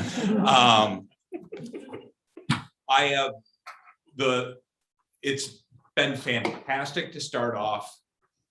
I started my teaching career teaching in the community I lived in, the community I grew up in. And when I took my first administrative job, I went to a community that I didn't. In fact, I moved into this community when I got my first administrative job because I found a place I wanted my kids to grow up and live in. And it's been fantastic once again to be part of the community where I work at and serve every day. One of my greatest experiences this summer, I worked with the Altoona Police Department to have a hot dog grill out in the middle of summer. And the nice part of doing that was not only that I got to meet a good portion of the community. In the middle of August on a 100-degree day, 90% of my staff showed up out on a park to just see the kids and see their smiling faces and sweat and eat hot dogs. You know, the police department was there, the fire department showed up, and they tried to outdo the police department by handing out their hats, and the police department only had stickers. Budgetary. I know. They tried to steal the thunder, even though it was the police department that really got things rolling. But so it's been fantastic to be a part of the community. You know, for the last 6 years, I've been driving 30 minutes out to West Des Moines to try and be a part of that community while living and serving in this community as well. And it's great to be home. So I thank you for the opportunity to be here. As we go through, you can see our demographics. We're serving 520 wonderful students with 66 adults working their tails off and doing everything, all with one focus, and that's what's best for kids. Every time we have a meeting, every time we talk, every small group meeting, every time we're working one-on-one, the question always comes back to, is it best for kids? And that's what we keep our focus on every day. You know, when we get into the discussion of schedules, it's, well, how's that fit kids versus how's that fit adults? Everything we do. So when we get into our goals and everything, it's always, that's how we sleep at night, knowing that we're serving kids as best as we possibly can. Celebrations and reflections. Our first celebration is our playground. You know, Rick spoke at our PTA a week ago, and he was like a day late and a dollar short because we just finished our playground project without Rick doing getting us a grant. But it is, if you come by, there's everything but the turf underneath. They just finished the project. We're so excited to get ready to open up. And the reason that's a celebration is our community came together and fought for something that they really wanted, and they made it happen. And it took a lot longer than they thought because materials didn't come in and construction didn't start up. And then there was a piece of slide that was missing that never got delivered. So that hung up things. And but we're seeing the fruition of something that isn't just one person or one thing. It's our community coming together and put something together. That same community got together for the first time in about 2 years of COVID for their Monster Mashes last week. Had the biggest crowd they've ever had. And to see kids run around and smiling, and the adults having the time that they were having, and that group of PTA parents that work tirelessly to create these events and to bounce back for stuff. The weekend before the Monster Mash, we had that torrential downpour that hit one of our storage areas and destroyed our music system. And you know, between the quick thinking of the people around there, we were able to put speakers together and a sound system and just, wires everywhere, but we made something happen in order to get things together. It's once again, it's the community that we live in that brings everything together on this. Conferences, we saw 94% attendance of our conferences. Our teachers were busy all the way through, and it was wonderful to have the people in the building again and students back in person. You can do every other day, you can do all sorts of things, but to have kids in the building able to meet with those staff every single day, to have that ability to come together, to get that personal touch, to have things happen, that's what makes education work. We made things work the way we had to. It's how things are supposed to work is what we're getting back to right now. One of my biggest laughs last year was when a kindergartner saw me in that last week when masks weren't allowed, required, whatever the situation was. And I took mine off for a minute in the hallway because I could legally at that time. And a kindergarten goes, so that's what your face looks like. And, because there'd been so much confusion over that time that the personal connection that we all needed just wasn't there the same way. And everybody's excited to have that back right now. As we look at our other celebrations, our building leadership team is working really hard to set goals that match the professional learning we're doing. They're becoming bigger parts of creating the professional development and presenting the professional development. We're taking the ownership out to our teachers instead of one person sitting on a podium and trying to present everything to everybody. We're making them part of that learning. They're that leader of learning instead of that receiver of learning. And asking what are the must-knows at each grade level. It's easy to say I remember when I first started teaching, my math curriculum is I get through chapter 10. If I hit chapters 11 and 12, that's great. But I also knew that there were things in there that weren't important every year. When I taught stem and leaf diagrams, there was not a kid in that room that was ever going to use a stem and leaf diagram again after that. So when we get down to teaching what's important and knowing what our kids need in order to succeed and get onto that next level, and then once again having that grade be there later when we have the time for it, but making sure we're getting the essentials out there. We've developed our child study team. Nathan had tried to get this rolling before me, and then COVID hit. We've been able to get that rolling. We've got our committee together, and that child study team is a process in which we look at kid by kid, skill by skill, and we get a group of people around to help and think through problems.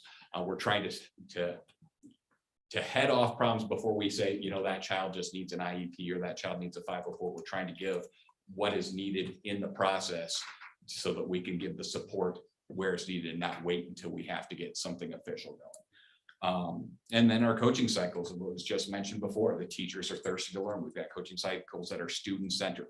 They're supporting our MTSS plans. Things around structured literacy and words their way are going a long way towards helping us once again build back those numbers and achieve higher than we ever have before. I won't go through the main goals there for you. You see the three main goals. One of the big things we did this year is we asked teachers to create grade level goals, and those were based student by student. So it was different percentages by grade level based on the tests that they were using. And they looked, if a student is 2 grade levels behind, the goal isn't to catch that student up to grade level that year. The goal is to catch them up a grade level plus some so that they're getting closer and closer to grade level. So we made our goals based on where are the kids, which are the ones that we're going to catch up right now, which are the ones we're going to catch up some of the way and get them closer so that we're building things appropriately instead of trying to base it off an arbitrary number. So our teachers, our teams looked kid by kid to say our goal can reach this because this is how we're going to make this happen. And then, everybody's talked climate and culture. I don't think that anything happens without a positive culture being part of a building. It just, everything flows from people knowing that we're all on the same board, that we're all going towards the same goal, that we all have each other's backs along the way. It takes years to build, it takes days to destroy. And that's You know, I'm very fortunate. I've joked along the way, anybody that's talked to me, that I followed Nate around a lot in the years. He and I both went out to West Des Moines the same year. I took a couple of years to wait till he came back here to steal his job after he was gone to a different building.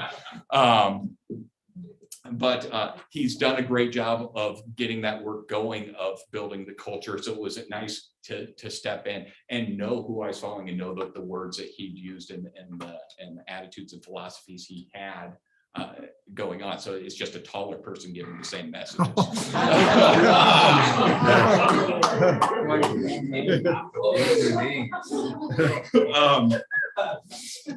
When we talk about actions, we use our map, our learning map for what we're doing for all of our goals across the way. And when you read that, it really goes left to right. It all starts with everything is about, but we have our social emotional health that supports our culture of collaboration, which leads to our new learning, which utilizes our high yield instructional strategies. And once again, it all feeds right in that thing that we're promising to put students first at all times.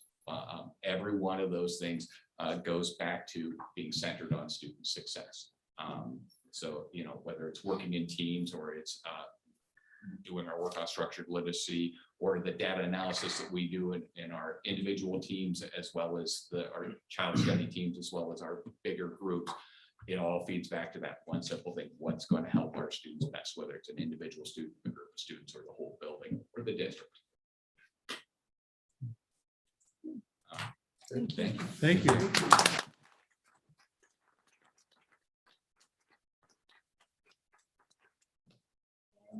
Al is here to leave that in New Reinhardt and not new to Polk, but new at Spring Creek.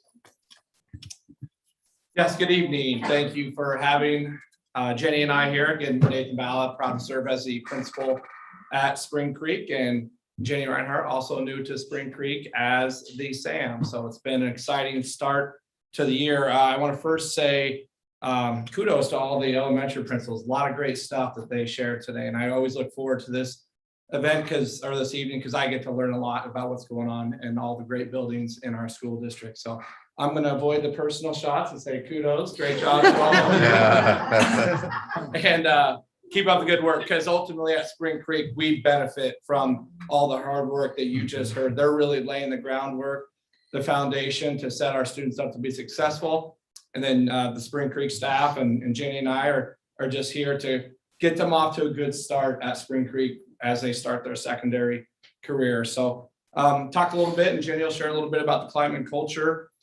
The number one goal that Jenny and I had when we started at Spring Creek on July 1st was to take immediate steps to make sure that the students, staff, and families have a positive experience at Spring Creek. We understand that it's a big jump. They're nervous, they're anxious as they come to the secondary level. Some families are new. This is our older kid coming to our school, and some families have had kids come through. So we wanted to make sure that we were cognizant of that, and we really focus on that. So that was kind of our top priority, to make sure our kids have a positive learning experience at Spring Creek. And then communication has been another priority for us. As we know that many parents, again, are new to the secondary level. Jenny and I are new, so we really wanted to make sure that we had a thorough communication plan. And we do have weekly communication with our staff. And we also send the Spring Creek Friday Focus every Friday to parents, kind of giving them the highlights of what's coming up there, and focusing on the academics, focusing on celebrations, and then all the other things that come with the school environment.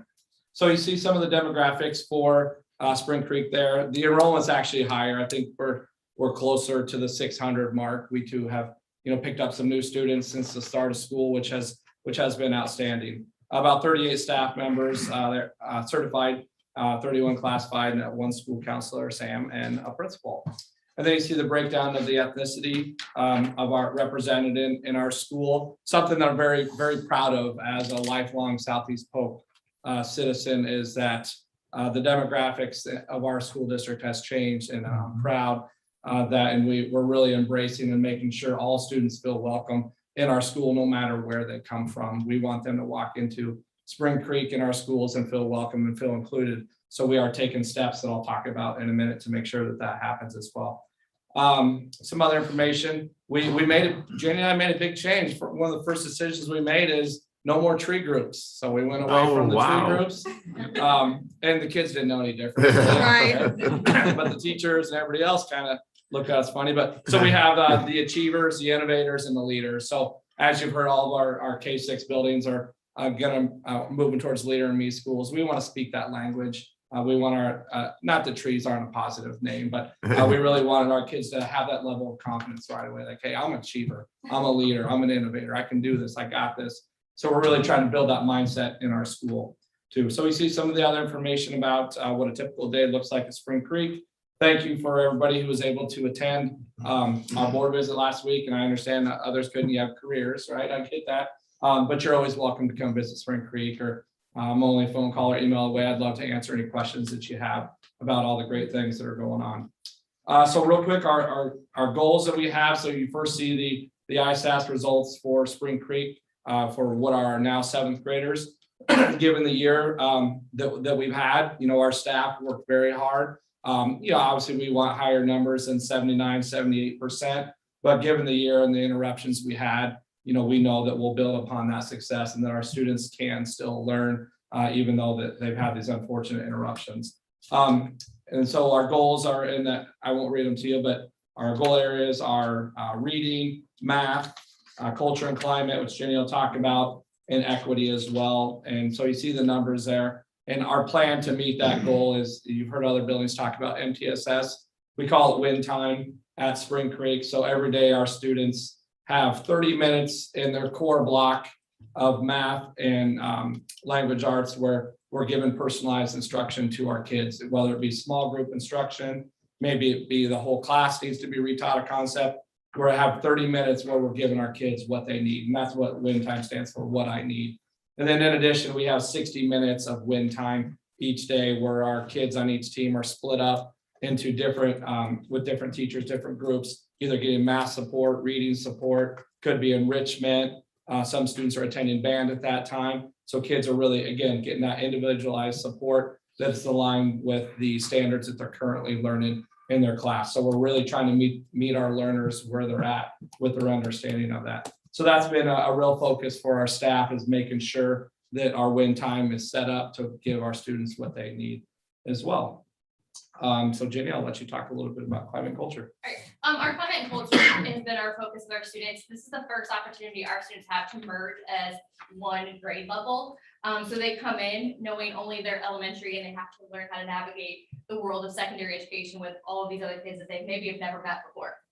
So really focusing in on our OBEA systems, our PBIS, and our Leader in Me programs that we have in place.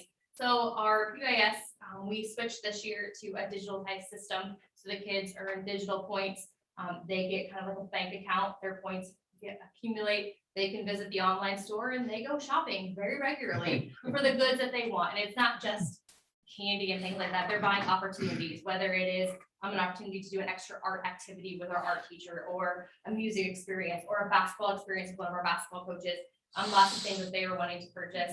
I have 30 very eager 6th graders who have joined the Ram Shack Club as part of their student leadership job. And they are definitely schooling me in all things that 6th graders want, and making me a very large shopping list. So our store will continue to expand.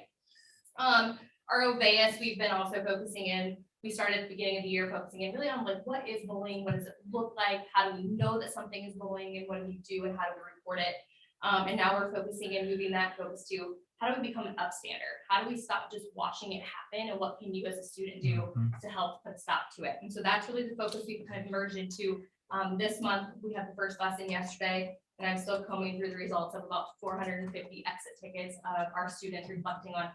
One of the questions was, how can your parents, you, and the teachers and administrators at Spring Creek work together to make Spring Creek a safe place without any bullying and prevention? And so reading through what they want and what they see as a need has been eye-opening, and I've made a very small dent in that stack. And then we have, so far this year, as of 4:30 today, our staff has given out 52,963 PBIS points to our students. Every student has earned multiple points. And so it is definitely, the staff bought in right away to the digital system. The kids love it. It also will be very similar to what they experience next year when they move to the junior high. So hopefully a theme that you've been hearing so far is that we are really driven by what our students need. We are empowering our students to have a voice in our school. We may think we have the answers and know what's best for our kids, but ultimately we need to ask them. We need to allow them to be a part of the process. So we're really trying to build that culture and climate at Spring Creek. And our last goal focuses on equity and looking at our conditions for learning survey and student achievement data for our subgroups. We know that there's a gap there and that we need to make sure that all students, no matter where they're from, feel included in a part of our school. So our professional development has also focused on equity and making sure that we build those relationships with kids. We know where they come from. We understand what they're, the best we can. We understand what they're experiencing in their life. And then we're aligning our supports and our efforts to make sure that the whole child is developed and focused on in our school. So a lot of things there, our staff's really taken, really bought into the work that we're doing with equity. Again, to make sure we're taking down every barrier for every student in our school so they can be successful. Not that anybody's intentionally putting up barriers, but sometimes the way we do school might accidentally exclude kids from some things. So we're going to knock those things down and make sure that every child has an even playing field in our school and set them up to be successful as they transition to the junior high and then into our high school as well. So that's just a little bit about what's going on at Spring Creek. Again, I appreciate all the support that you guys have provided our school and allowing us to kind of do what we need to do to make our school a great place. So I will hold off for questions.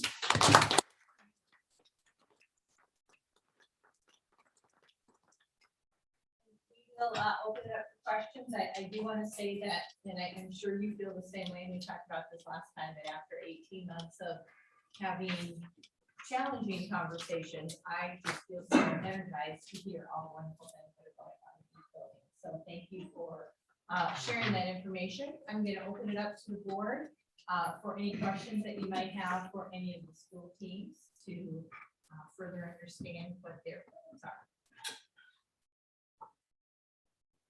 Anybody? You can start. I'm Okay. sorry. Well, first, I'm very glad to hear that as new principals in our district or within our district moving to different buildings that you guys felt supported. That was good, because I know in a lot of your guys' cases, actually in all three of your guys' cases at the elementary level. Is it 3 or 4? I can't count tonight. I'm sorry. You guys, 4. You guys stepped into long-standing principal shoes, and I know that that's daunting. But I don't know about you guys. I've seen great things and it's been fantastic. And I'm glad to hear that you guys felt supported in that role, because that means that it's working both ways and that's how we actually succeed. So. I echo Adam's words that every presentation tonight was amazing.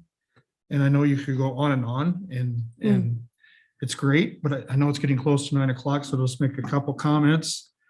I don't know how you break down these demographics. I've been looking at them all night and I know I'm retired, but I don't understand how, well, maybe I can talk to you, Leah, how you can run a building with 600 and some students and have less staff than some of the other schools. But maybe it's how you're counting them. I don't know. It's probably a combination of a few things, but kudos to you for pulling that off somehow. But the other thing I'm going to, email you because I don't want to waste time tonight, but I'm, being a former activities director at the secondary level, I just think education doesn't stop at 3:30, 3:45, whenever your school day is over. What are those kids? And I know because of bus schedules, the elementary and Spring Creek can't provide activities like the high school and junior high does. I understand it's a bus schedule thing. I was glad to hear Leah say about some clubs that meet once a month. So I'm going to email you unless you want to beat me to the punch. What kind of clubs do you meet like she does, like Clay, once a month, or how do you offer anything for your kids besides, hey, get to the bus? Because these kids need so much, and I know you give them everything you have, which I heard a common theme amongst everybody. And if you have kids club, I want to know how many maybe attend that. That's going to be one of my questions, unless you beat me to it. But I also would like our Willowbrook staff to please introduce your instructional coach. Sorry, I forgot to My name's Annie. Good, thank you. That's all my questions.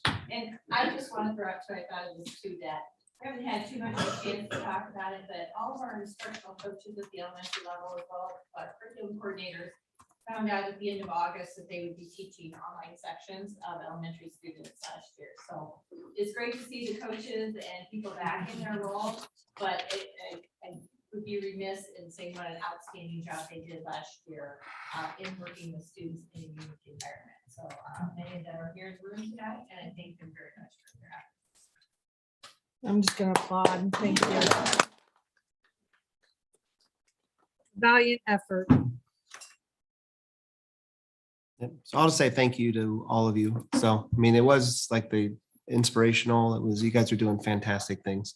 So, and it's great to hear everybody's focus on the kids and their mental well-being and even you guys connecting with each other and feeling that family and bringing that back to the kids. So, I mean, that's, I think the first step in getting back to learning is getting back to the kids feeling welcome and feeling together. So just thank you guys. You're doing awesome jobs.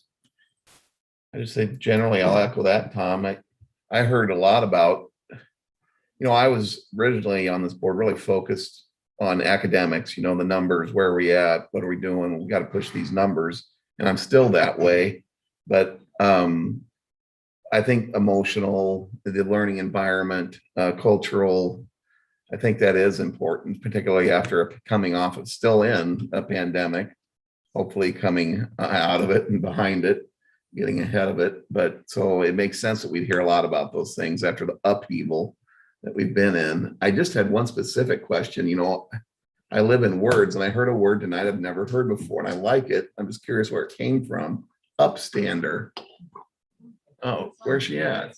Oh, yes, upstander. Where did that come from? Yeah, and so actually it's through the bullying prevention program, the OBS program. Okay, I wonder if it was Obeas. Yep, they teach our kids to become upstanders and speak out against bullying versus Okay. just watching it. And, Right. in the world of social media, kids want to video it and put it on Sure. Snapchat or TikTok or wherever. And teaching them that that's not the first step you should do. You should stand up and make sure that somebody doesn't get hurt. Yeah, versus bystanders, I guess. So yeah, I like that term. Thank you. Mhm. Yeah. What I heard tonight was some new energized teams. All of you welcome. Not all of you are new to the district, but welcome to your new positions. Energy, new ideas, all kinds of great concepts that are being brought into the buildings. I think it is exciting. I think your staff are probably feeling that excitement. I have heard nothing negative. I've only heard positive things from the community and the teachers themselves. And I think it's a great way, especially coming off of the last 2 years into this year as you're leading your buildings forward. And I think it sounds exciting. And I can't wait to hear from all of you again next year and see what works and what doesn't work and what's building on that. So thank you, all of you. Yeah, I'll be pretty brief. I'm really impressed with this group and all the presentations today. And for the schools I haven't been able to visit yet this year, I'm excited to stop in and kind of see what that culture and climate looks like, firsthand. One thing I do want to point out, I was really happy to hear at Spring Creek the work that you're doing with bullying prevention there. I think that's great. It's something that we hear a lot about these days. And I think starting, as early as possible with the up standard and all that stuff, I think is great. And I know we've been doing that for many years in the district, but that you guys are really focusing on that, I think is great. The other part is that the goal on equity. I'm happy to hear that you're really focusing in on some of those subgroups because not every kid comes from the same situation. A lot of kids come in a disadvantaged position when they start school each day and each year. And so I'm glad that we're looking at that and trying to come up with ways to level the playing field for them. So thank you. Yeah, and last group that came in, there was something I was supposed to remember to pass on to you guys too, because, and I think it went something like what Joanna already mentioned. It's just so nice to be able to hear you guys talk about different things besides, or what we usually talk about is COVID. And it's nice to be able to get back into the classrooms or here into the schools. We've made it to a few. We'll be in some of your buildings here shortly throughout the next year. And so I look forward just to getting back in the buildings, and it's great to see you guys starting in the school year off, some of you fresh starts. And so, yeah, I just appreciate all the hard work you guys have done so far this year. Anything else? I feel bad, but no, we don't have any questions. You guys did a great job. We appreciate you guys coming. Thank And staying until the end of the evening. Yeah. Maybe Dirk will put you on the beginning of the agenda next time. Move to adjourn.